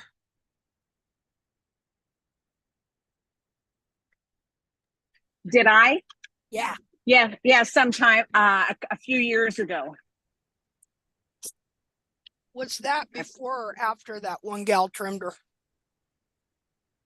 Way before her. That was Okay. when I had that Shure trimmer. Okay. You think you might again get some on the front feet?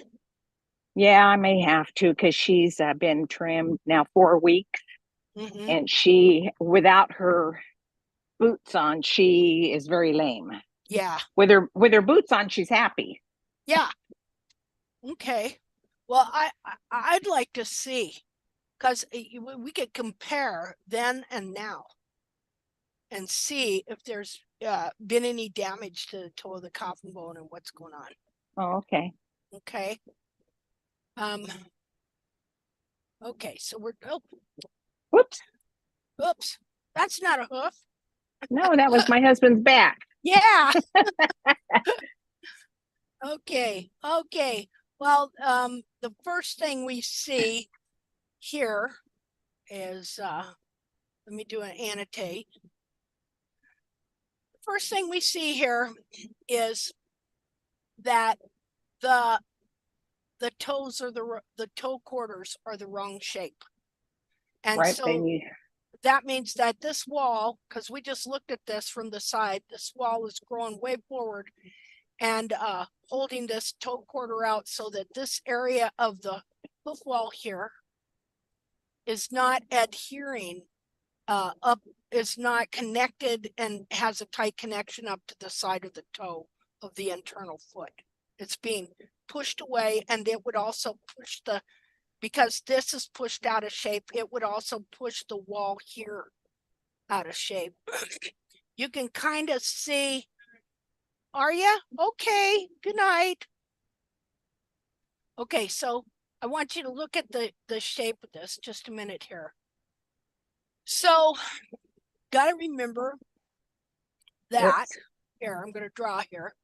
Okay, so here's our foot.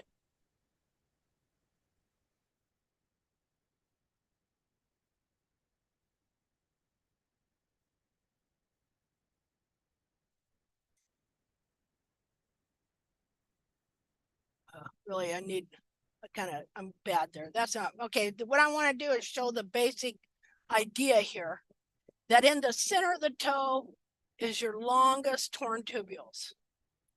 Right here, okay? In the center of the toe, all right? And then they gradually should get like, okay, see your hairline here, how it's raised? Okay, it should be like this. Well, yeah, it should be, yeah, like that.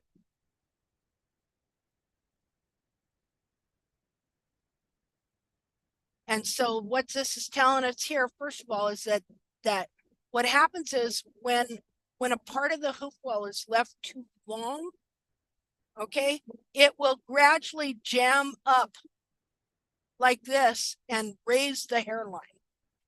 The coronary band, when you have a capsule off the foot, you can you can shove this coronary up and band up and down like that. A half an inch at least.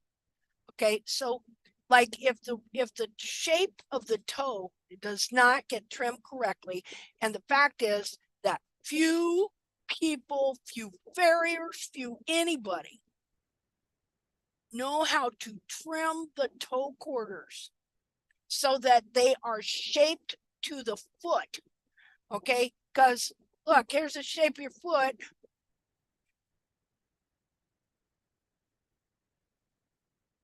Let's see.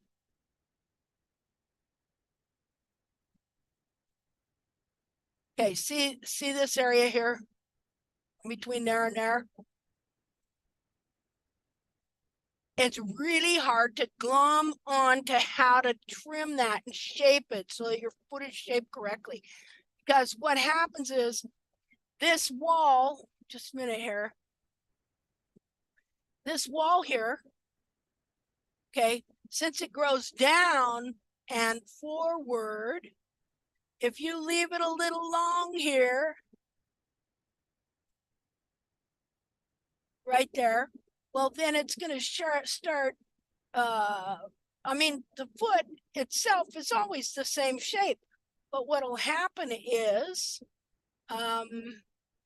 it will start to make the capsule a different shape here.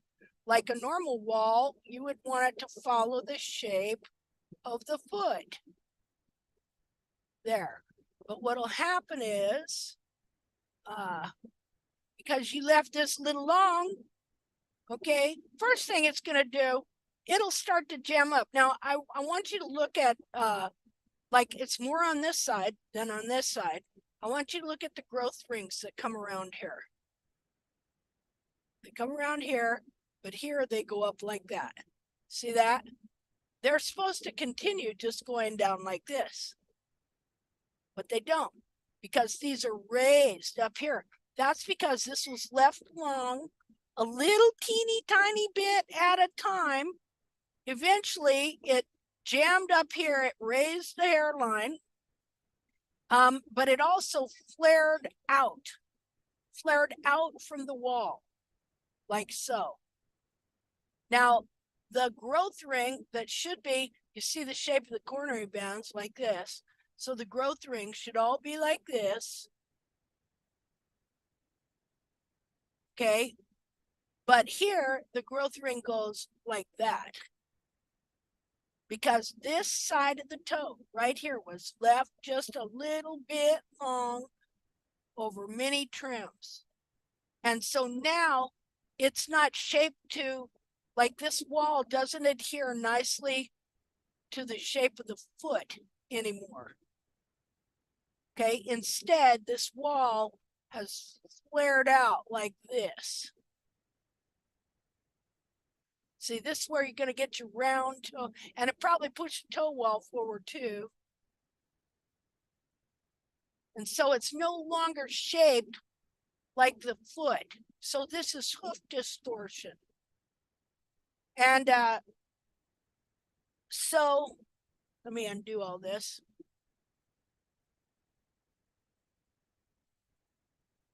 So, on my foot again. Okay, so correct structure.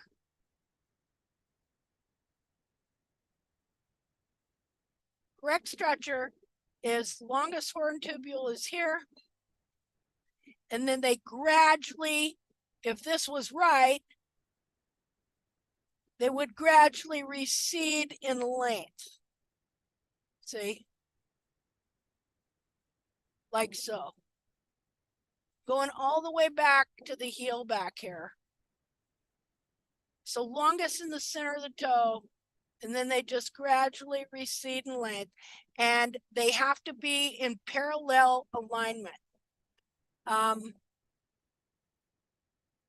In other words, so the horn tubule that's here has to end here because it grows down here, the inside of the wall where the lamina is behind this tubule.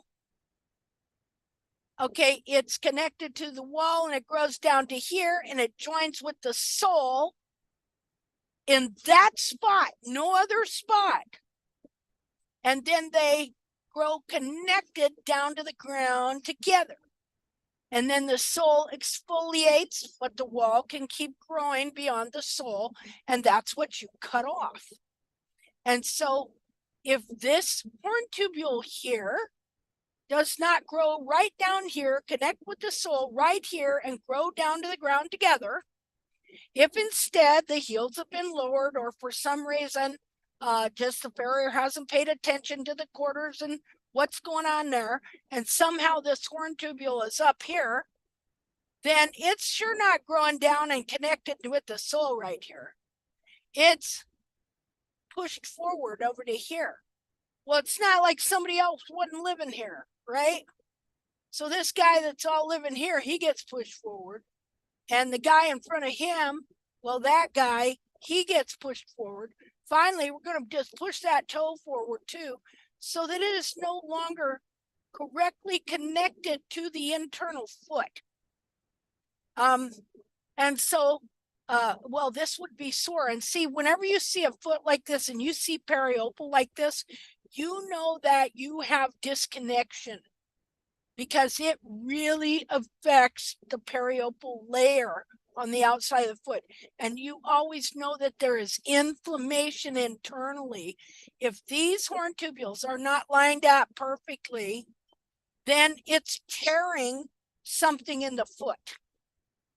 Okay, and you won't have you'll have separation in here too, lots of separation.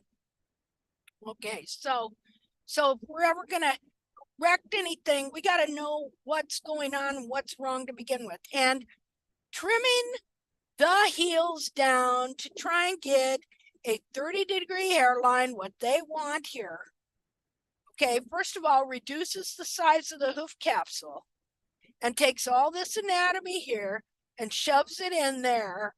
And then not all the time, but most of the time, it's also going to disconnect your horn tubules and God knows what. But anyway, let me clear that out. Okay, so we know that this toe quarter is distorted in the wrong spot. It's causing jamming up here. We can, I mean, can you see the, I want to ask y'all, do you see the growth rings? Do you see the way they go? Yep. Okay. So, you know, whenever we see that and that, we know that that's toe quarters out. All right. So, okay. So let's see. Wait a minute. Let's go back here. This is left front. This is the outside, the part we were just looking at. Okay. Now we're going to look at the side view. Well, looky there. Okay. So just a minute here. Where is, hold on, annotate. Okay. Okay, so, all right, so you can see because of these horn tubules that this is clear over here. Now, remember I said that the horn tubule in the very center of the wall is supposed to be the longest one. And of course, this wall is flared out and being, you see how this piece is forcing the whole toe forward? Dodie? Yeah. Okay. Yes. Because see, this piece is supposed to be right here. Right. Okay. Like that. Well, since it has grown this way, it is forcing the toe forward. So her toe here, which is right here, it can't come back where it's supposed to be there because this piece here is holding it forward right there. So that means we've got to figure out How to get it back. How to get that back. Yeah.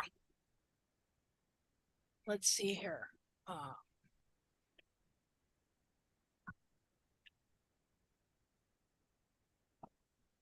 Okay.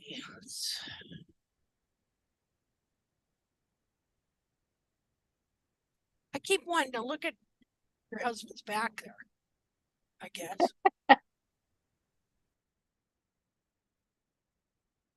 Okay, well,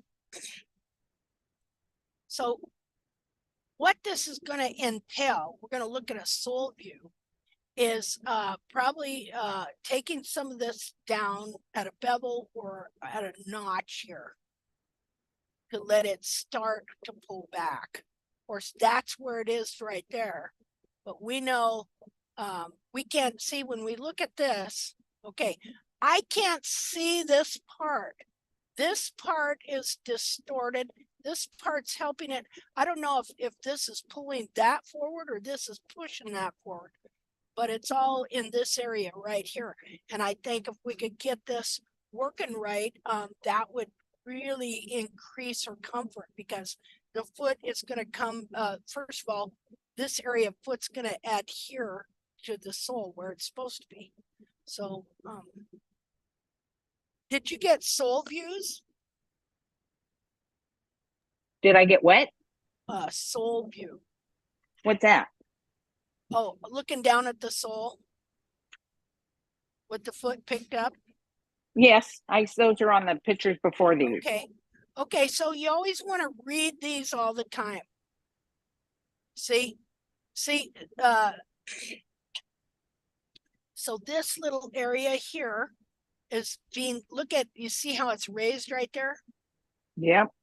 Okay, so that means that just gradually, and this is easy to do, that because few people know how to trim toe quarters, and I need to do a special video on that, because even with me, I've only really learned it in the last year. You know, I mean, I've been glomming on to it kind of for a number of years, but I only really am starting to get it now, to where I'm getting good. I'll show you a picture of my horse's foot here in a minute. You'll see his toes are shaped perfect. Heels, working on some stuff there because his foot is still expanding. Because here's what happens.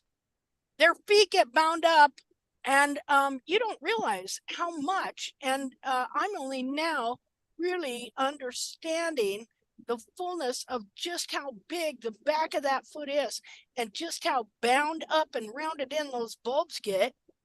And so if you don't know what the true foot of the horse is to begin with, if you've got any discrepancies in your mind at all, you won't be able to notice if your horse hasn't got that foot. See, and even here, noticing what is causing these lines, what is causing this? See, and again, notice it's on the same side of the foot.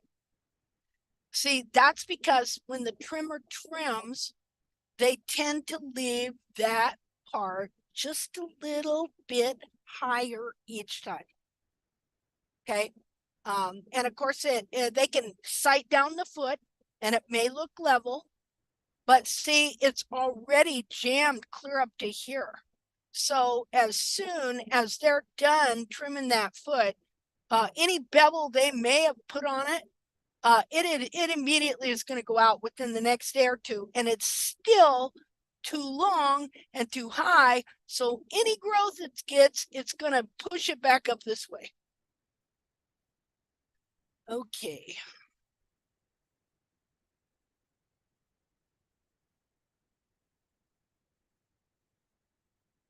Yeah. This is interesting. She cut it on the metal building we have. I thought it was an abscess, and when the vet came out, she goes, no, she cut it right on her coronary band, and that's finally growing out. Oh, okay. Okay, that's interesting. Yeah. Okay. I'm looking for sole views, but no, not this set of pictures, the pictures before. Oh, okay. Okay. Yeah, she's got tons of bar length. Nope. Those are too old. Too old. Yeah, 629, 729. Okay. Nope. Keep going. Nope, those are old ones. Well, Is that where she cut herself? Yeah, Wow. yeah, it was bad. Yeah. Okay, well, for some reason, I don't have those ones. It's This on the is message right before these. right before these. Mm-hmm. I'm gonna have to go look here.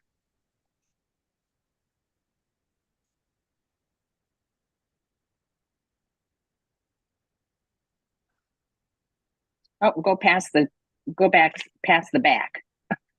That's the back. Yeah, past the back pictures. They're down. Well, I think you had them. So go down.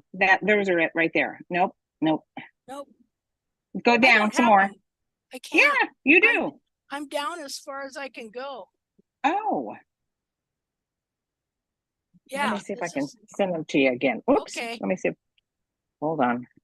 Do I know how to do this? Oh, here we So go. what I'm seeing here is just getting these horn tubules to try and back up and just continue Oh, to grow in some they're heel. way back, Linda. They're Way back? yeah, they're past the pictures you sent me on Oh. Monday at 4:46. They're past that. Okay.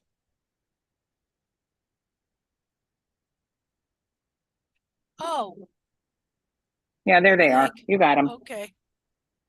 Okay.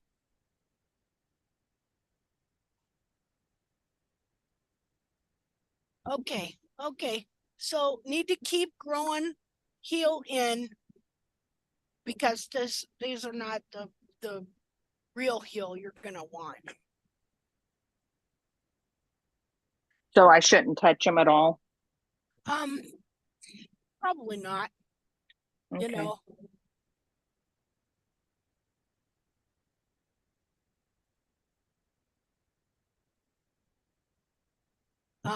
What I'm seeing is that what really needs to be trimmed is the bars. Yeah, they're terrible. Yeah, And they're the frogs. and the frog. Yeah. Yeah, the bars, I think I had wondered if that's why she was lame, because we trimmed off way too much of the bar that was laying over. And then you can see the sole ridge where she's bruised. It was sticking up. So I wanted to file it back so it wasn't Yeah. sticking up so bad. And it was bruised. Yeah. She didn't. Well, I think see how much that bar is laying over there. Yeah, it's terrible. I got to work Yeah. on that. Yeah.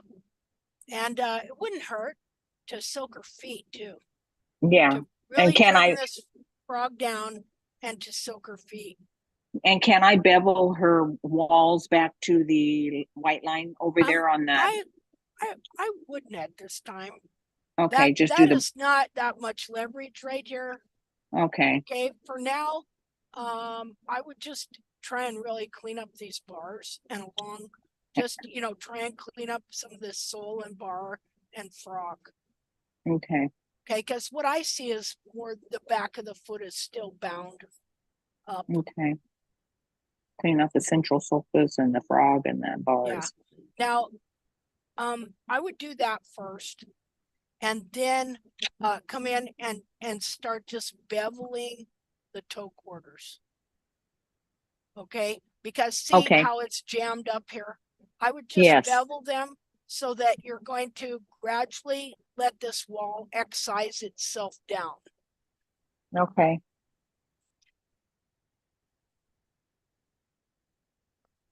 So just the pillars then. Yeah. So that she doesn't have that pushed up leverage on them. Yeah, and it will, what it's going to do is give it room to move down. Okay. Yeah. And don't mess with her, and don't mess with the heels right now, right? Right. Just keep growing this heel in here. See? Keep growing heel to get this bulb skin up off the ground.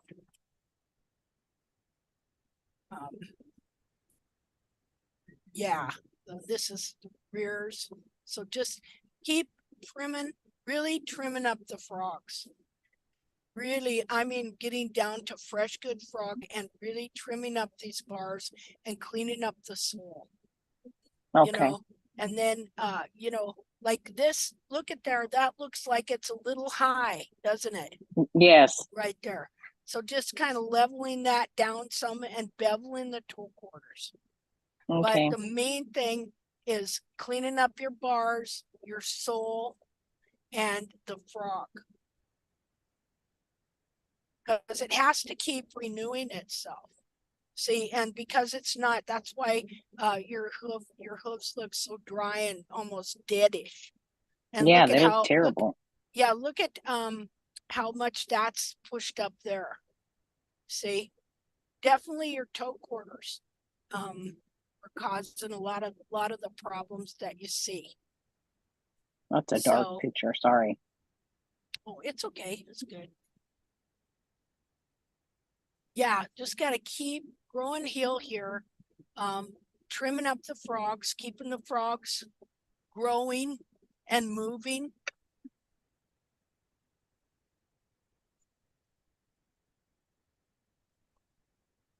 Yeah, okay, see how that's high? See, so what's your trimmer's name? I forgot. Lillian. Lillian, yeah, sweet girl.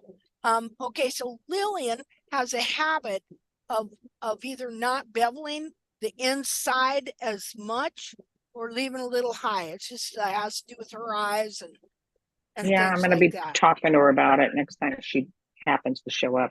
Yeah, and stuff. See, we all do stuff like that. You know what I mean? But she also needs to trim bars more and frog more.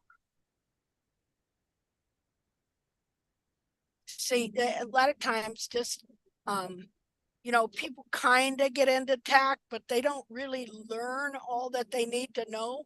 I don't even know all I need to know. So then they're just kind of semi doing it well, where they're not trimming out the heels, but you can't leave a big fat dead frog either, and you can't lead grossly overgrown bars. But then when you're the problem is that when you're doing this for a living, you're trying to not do anything to make that horse sore, because you're going to lose a client. Farriers the same thing. That's why they do the farrier pasture trim, because they leave everything along, so there's no chance of that horse limping away. Yeah.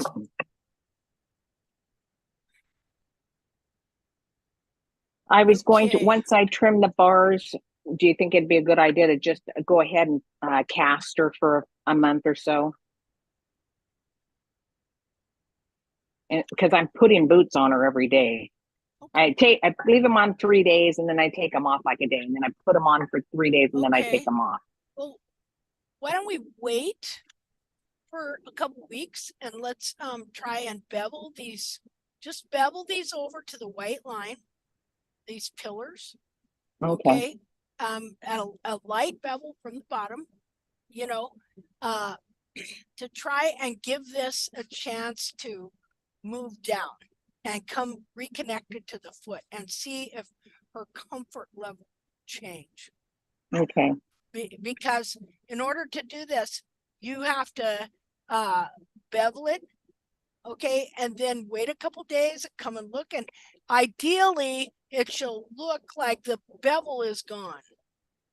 Because what happens is this wall will drop down and back, and so it'll look like you almost didn't bevel it. So then you just bevel it again. Okay, a little at a time. Yeah, and you do that until you come out, and it doesn't look like any. It makes it look like the wall grew when the wall didn't have time to grow. See, because this length up here, this length of wall will drop down. You'll bevel it, and then the wall will drop down and back, and you come out and you go, didn't I bevel this? How fast this wall grew? Well, it didn't grow.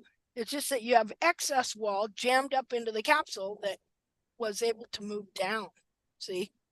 And so that's what we want to try and do, because ideally you want this foot, the structure of this foot. See how high that is there? Yes.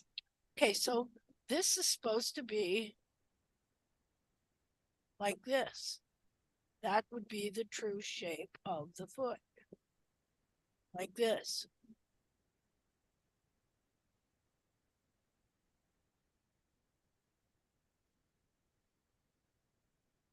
I mean, I'm growing it beyond what it's supposed to be there, but that's the true shape of the foot, like that. And see how then it would be longest in the center, but then as it goes towards, it gets shorter, you know, all the way around. But Yes. And you see this little flaring out here. Okay, so because this is what happens. It can only push up so much. All right, that way. Well, then it's got to take the next path of least resistance, which is flaring out that way. So you got both going on. So you got to bring the wall down to the level of the sole. That's what you want to do first. Bring it down to just the level of the sole right here. Remember, we were looking at it and you could see it was high. Yes. Okay, just bring it down to the level of the sole, then bevel it so that it has room up here to push down. Okay. Okay.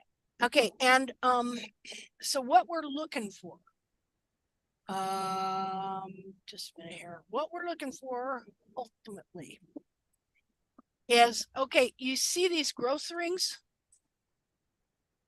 Yes. Okay, well, they're supposed to, they're not supposed to be up like, do that. Okay. Let's call that. The foot would be like, I'll have to show you mine. It's hard to draw. I'll have to show you. Just No, I'm getting it. It's where Okay. it's going up. It's pushing the Yeah, everything up. yeah, and see that there? You know, Yes. they're all supposed to be more like so even. That ain't good. I can show you a picture on my horse, but so that's what we're looking for. I'll send you a picture of my horse's foot, Okay. frontal view, so because you can really see the horn tubules and the growth rings, you know, which are all supposed to be pretty even, except when you get down here, then they're more like that. See? But they're definitely not supposed to be up like that. That's just from gradually leaving the toe quarters long and high. So, okay, so now you got couple things you got to work on: cleaning up the sole, cleaning up the bar, cleaning up the frogs, leveling the toe quarters and beveling the toe quarters. And then you want to check on them every like 3-4 days. Okay. Okay. Thank you so much. Okay, and we're gonna stay on this. Okay. Okay. So you got to come to at least one hoof chat once a month. I will. Okay. Because see, it's easier for me to help you here. And you know, I really feel like I've let you down as a friend by not helping you more with this horse. You know. No, you have not let me down. Okay. But we'll move on. We'll move on and it'll get better. There we go. I would just really like to see this mare totally sound. You know, and I believe she can get there. So yep. Yeah. So anyway, all right. Okay, well, let's see. Okay, so we did Katie, we did Roberta, we did Dodie. Marilyn, how's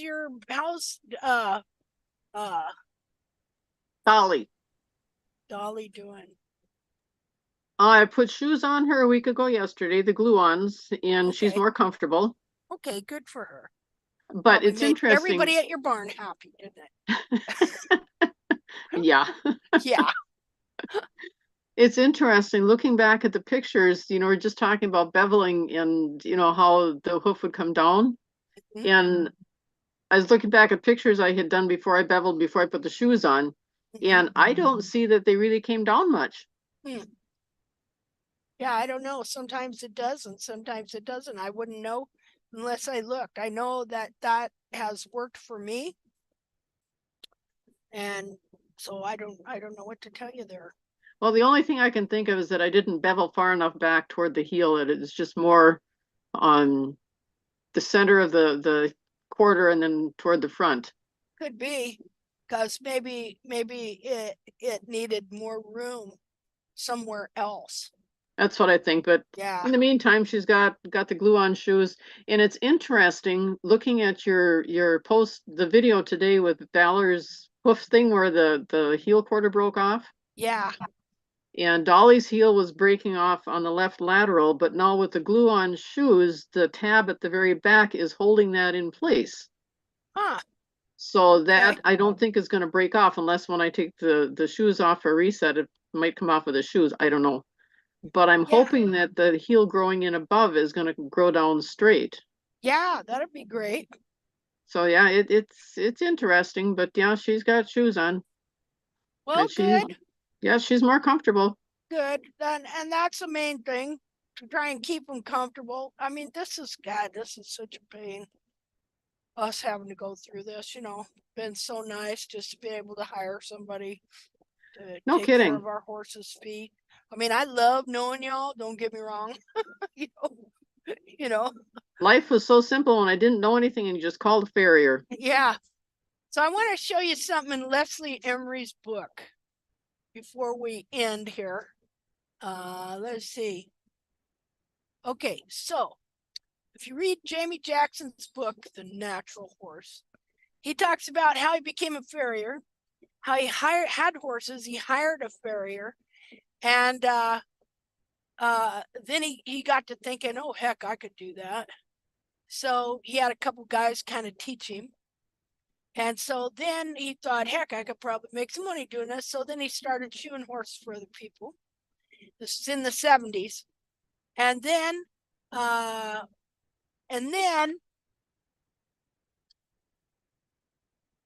client of his, well, two things. He said he had a client that got a wild horse. And yeah, he had a client that got a wild horse. And so just a minute here, let me type this in. Let's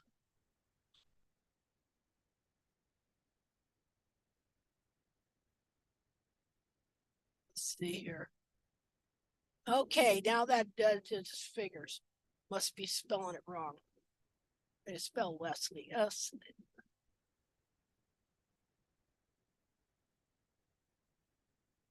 Maybe it ends with an IE. There it is. I did it. Yep, you're right.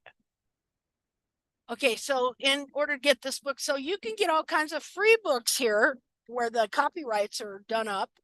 But on ones where they have a copyright, you have to log in and borrow it. So this is his book right here that came out in 1977, Horseshoeing Theory and Hoof Care by Leslie Emery, Jim Miller, and Niles Van Heusen. Niles Van Heusen was a vet. Jim Miller, farrier and longtime horseman. Leslie Emery, really quite the scholar, but also a farrier. And it was them joining with him that got the book going because he knew how to do that stuff. So, okay, so you can borrow it for an hour. So Jamie Jackson read this book and this got him interested in all this stuff because they talk about wild horse feet in this book quite fairly extensively. And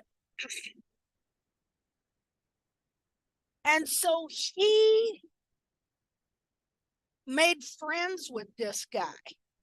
Okay. He made friends with this guy and it was a close friendship. See, I've been researching this. So online. Okay. Does anybody know that magazine, The Horse's Hoof? It's a barefoot magazine put out by James and Yvonne Wells.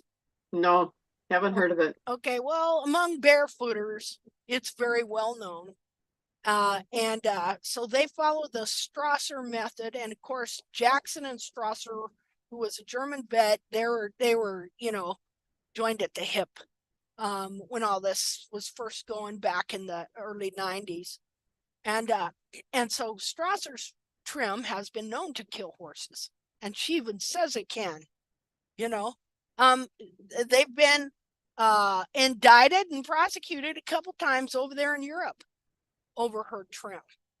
In some countries, it's illegal to do her trim. Of course, be doing Jackson's trim is the same thing. And so Jackson, before Strasser or anything, he made friends with this Leslie Emery. And somehow they were joined together in this research, because when Jackson went to study wild horse feet in the Great Basin up there in California and Nevada, okay, the first person he was supposed to call as soon as he learned anything was Leslie Emery. And so let me get this here.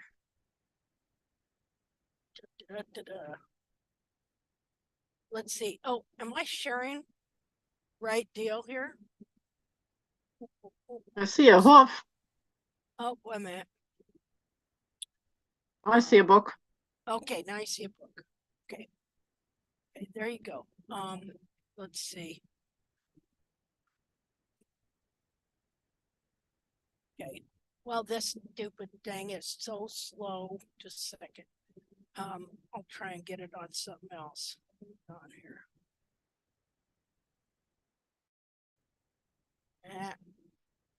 Let's see, YouTube.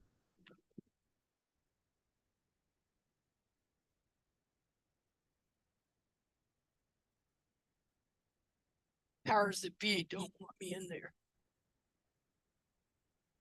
Powers that run the internet. We all know who that is. Try searching to get started. Okay, let's see. Just a minute, I'm looking for this video.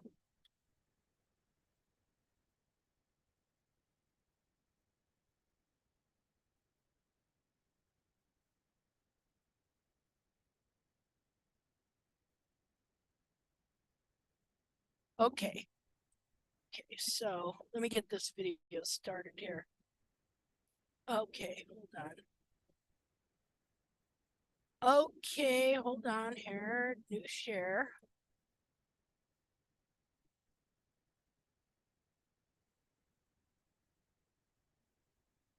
Okay, let's see here. I gotta make sure you can hear the video. So hold on. Share sound. Optimize for video clip. Okay, so let me introduce this. So, yeah, so what's going on here is that, let's get a bigger mode here. Okay, this is his channel. Okay, it's Jamie Jackson's channel. Only has 59 subscribers. For some reason, he has never promoted himself in this area or nothing. Okay, so I found this like 6 months ago. And when I first clicked onto this, I was really taken aback at what he said. So let me set it up for you. So he's been given an interview by this gal here. I don't know if you can see her there. She's over in the UK somewhere. She got a hoof channel or something. And so this is how the barefoot movement began. This is where he tells the story of the last day he was in wild horse country, where he come up to a cliff and a big dark shadow came over him and told him, your work here's done. Get the hell out. I mean, just like that. It was a dark shadow. It wasn't, and it said, told him your life's about to change. All right, well, I'm adding emphasis because I don't think it was, whatever did that, I don't think it was good. But anyway, who knows? what caused that. But anyway, so he tells that story in this interview. He tells, and so in the middle of the interview, over and about here, he's telling the story when he first went to the BLM corrals to look at the wild horses. And he was unable to really do much because he didn't have anything to measure the feet with, and he was pretty unprepared and whatever. And so as soon as he got out of the corrals, he calls Leslie Emery, the guy that wrote this book. And so there are two timelines that Jackson has put on the internet about how the barefoot movement began. And he made friends with this Leslie Emery. Well, I'll tell you about those timelines and what he says in them, which is very telling, very interesting. Okay, so this starts out. Now, see, this is so weird that he did this. I don't understand why he did this, because he has a copy of this interview right here on his channel that he did with this gal. Okay, but he takes this part out that was right about in here, and he cuts it out and he snips it on the beginning.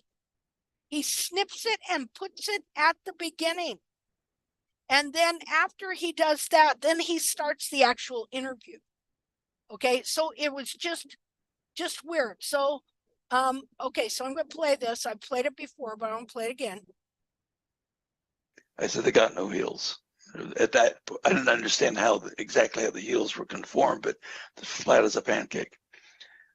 And he goes, oh, I remember he's moaning on the phone. He said, what about the angles? From what I can see, they're high. They're not low. He said, how can it be high when there's no heel? I said, I don't know. I got to figure that out, So that's another whole story. There was the story in the corrals, and there's a story with the horses. And then there's a story about when I come back with my clients, into domestication, and how Jamie Jackson's going to deal with all that. Right, the wild horse model was just beginning to present itself. Very, very dry. Okay, so I don't know if did you hear that? Where he says they got no heels? I said, they got no heels. They got no heels. What has no heels? The horses have no heels. And he is talking to this Leslie Emery on the phone. Okay, so Jackson, now the reason this is so interesting is because they developed one hell of a friendship. Okay, and so Jackson puts two different timelines, which I've copied. One was in the Horse's Hoof magazine, and one was just, it must be in a file somewhere, a PDF on his site. And in 1988, Leslie Emery was invited to a farriers convention in Lexington, Kentucky, to do a talk, because this book of his right here, it's quite the book. I ordered the book. I just got it in the mail. Okay, it is it's hardbound. It's not that many pages, but it's very heavy. It's very well done book. And so it had become very popular, and they wanted this man to come and speak at the Farrier Convention in 1988. And Leslie Emery said, and this is what Jackson said in the first rundown of how the barefoot move started in the timeline. Okay, he says that the American Farriers, whatever, invited Emery to speak at that convention, and Emery said he would not speak unless they invited Jackson too. Okay, and so Jackson was able to go because Leslie Emery was the front man for him, you know, said, yeah, I'll speak, but you got to let this guy come too, because they didn't really want him, obviously. So Jackson does another timeline a few years later, and he changes that. He changes that from being, they only let Jackson speak because Emery wouldn't speak if they didn't let him come. He changes it to them both being equally invited at the same time. Now, don't you think that's a little weird? He has a problem. Yeah, he's got a big problem, this guy. All right, so first thing I want you to look at the cover.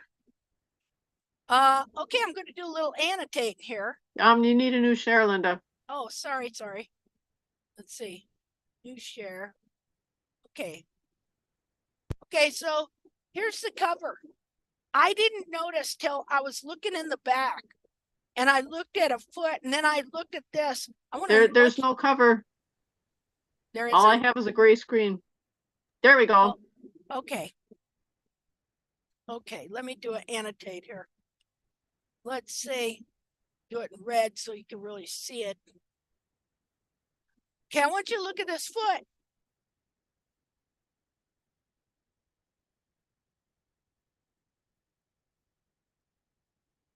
What do you see there? Looks like a heel to me. It's like a lot of heel, don't it? Okay, now here's another thing. I want you to notice something else here. What do you see here? Coffin bone is not ground parallel. Exactly. Okay. Now Emery did not believe in the stuff that Jackson started propounding. Okay. Now it's interesting, in Jackson's first book, that in the acknowledgments, he cannot laud that guy high enough. I mean, he gives him credit practically for the whole experience, you know, in the acknowledgments. And the second book, same book, okay, second edition, it's way toned down to, oh, you know, he'll like almost like to say, oh, well, he will forever be in my confidence. He will, you know, be my friend, whatever. In the third book, in the third edition of the same book, in the acknowledgments, well, there are no acknowledgments, and he doesn't mention him at all. Isn't that interesting? So, you know, just because what this book teaches is the exact opposite of what Jackson propounds with his one dead wild horse foot, rear foot off a mare that died in a BLM roundup. That is the only foot that he promotes in all of his books. Had to search pretty hard to find that foot, find one that agree with your theories.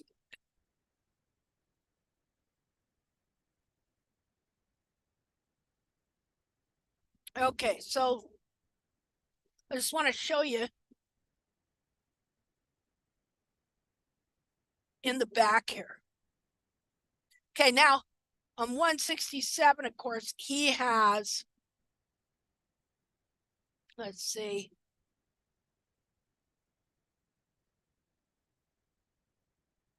Oh, where is it? Okay, unnatural hoof shape. The causonavicular unnatural hoof shape. Just a minute. Okay, conditions and practices causing unnatural hoof shape. And when you get in here, you start to see everything that I have been seeing in these feet, where they're trimming the heels out. And he starts with, oh, he has a lot on it. And the main, okay, right here. Conditions and practices responsible for unnatural hoof shape. And where is it here? Well, now I'm having a hard time finding this. Just a minute. Frog pressure theory here somewhere. Why am I not seeing it now?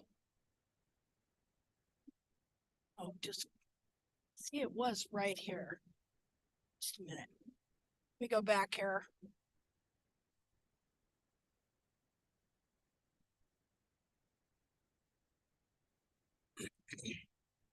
Okay, that's on page 107. See right there?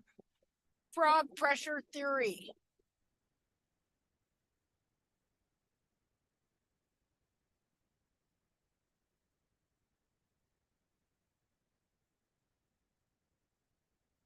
Where is it? Where's the page read? Oh.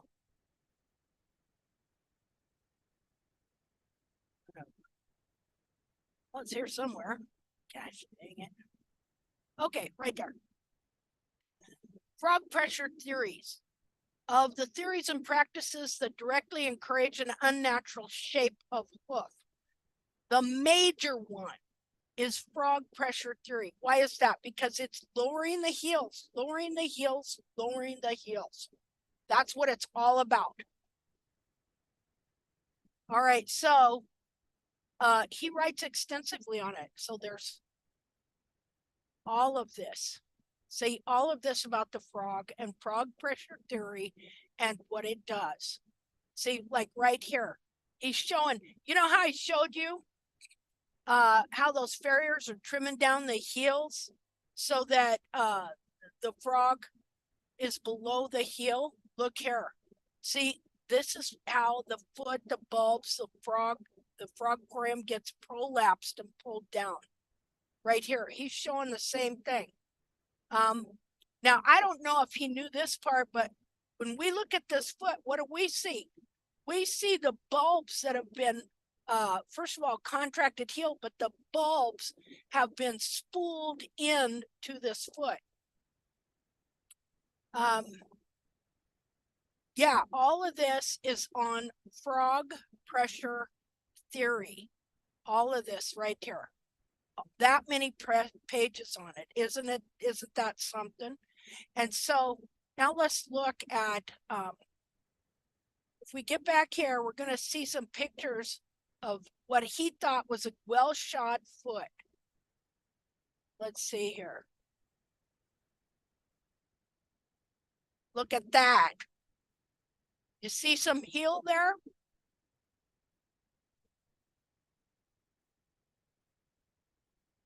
Look at the heel.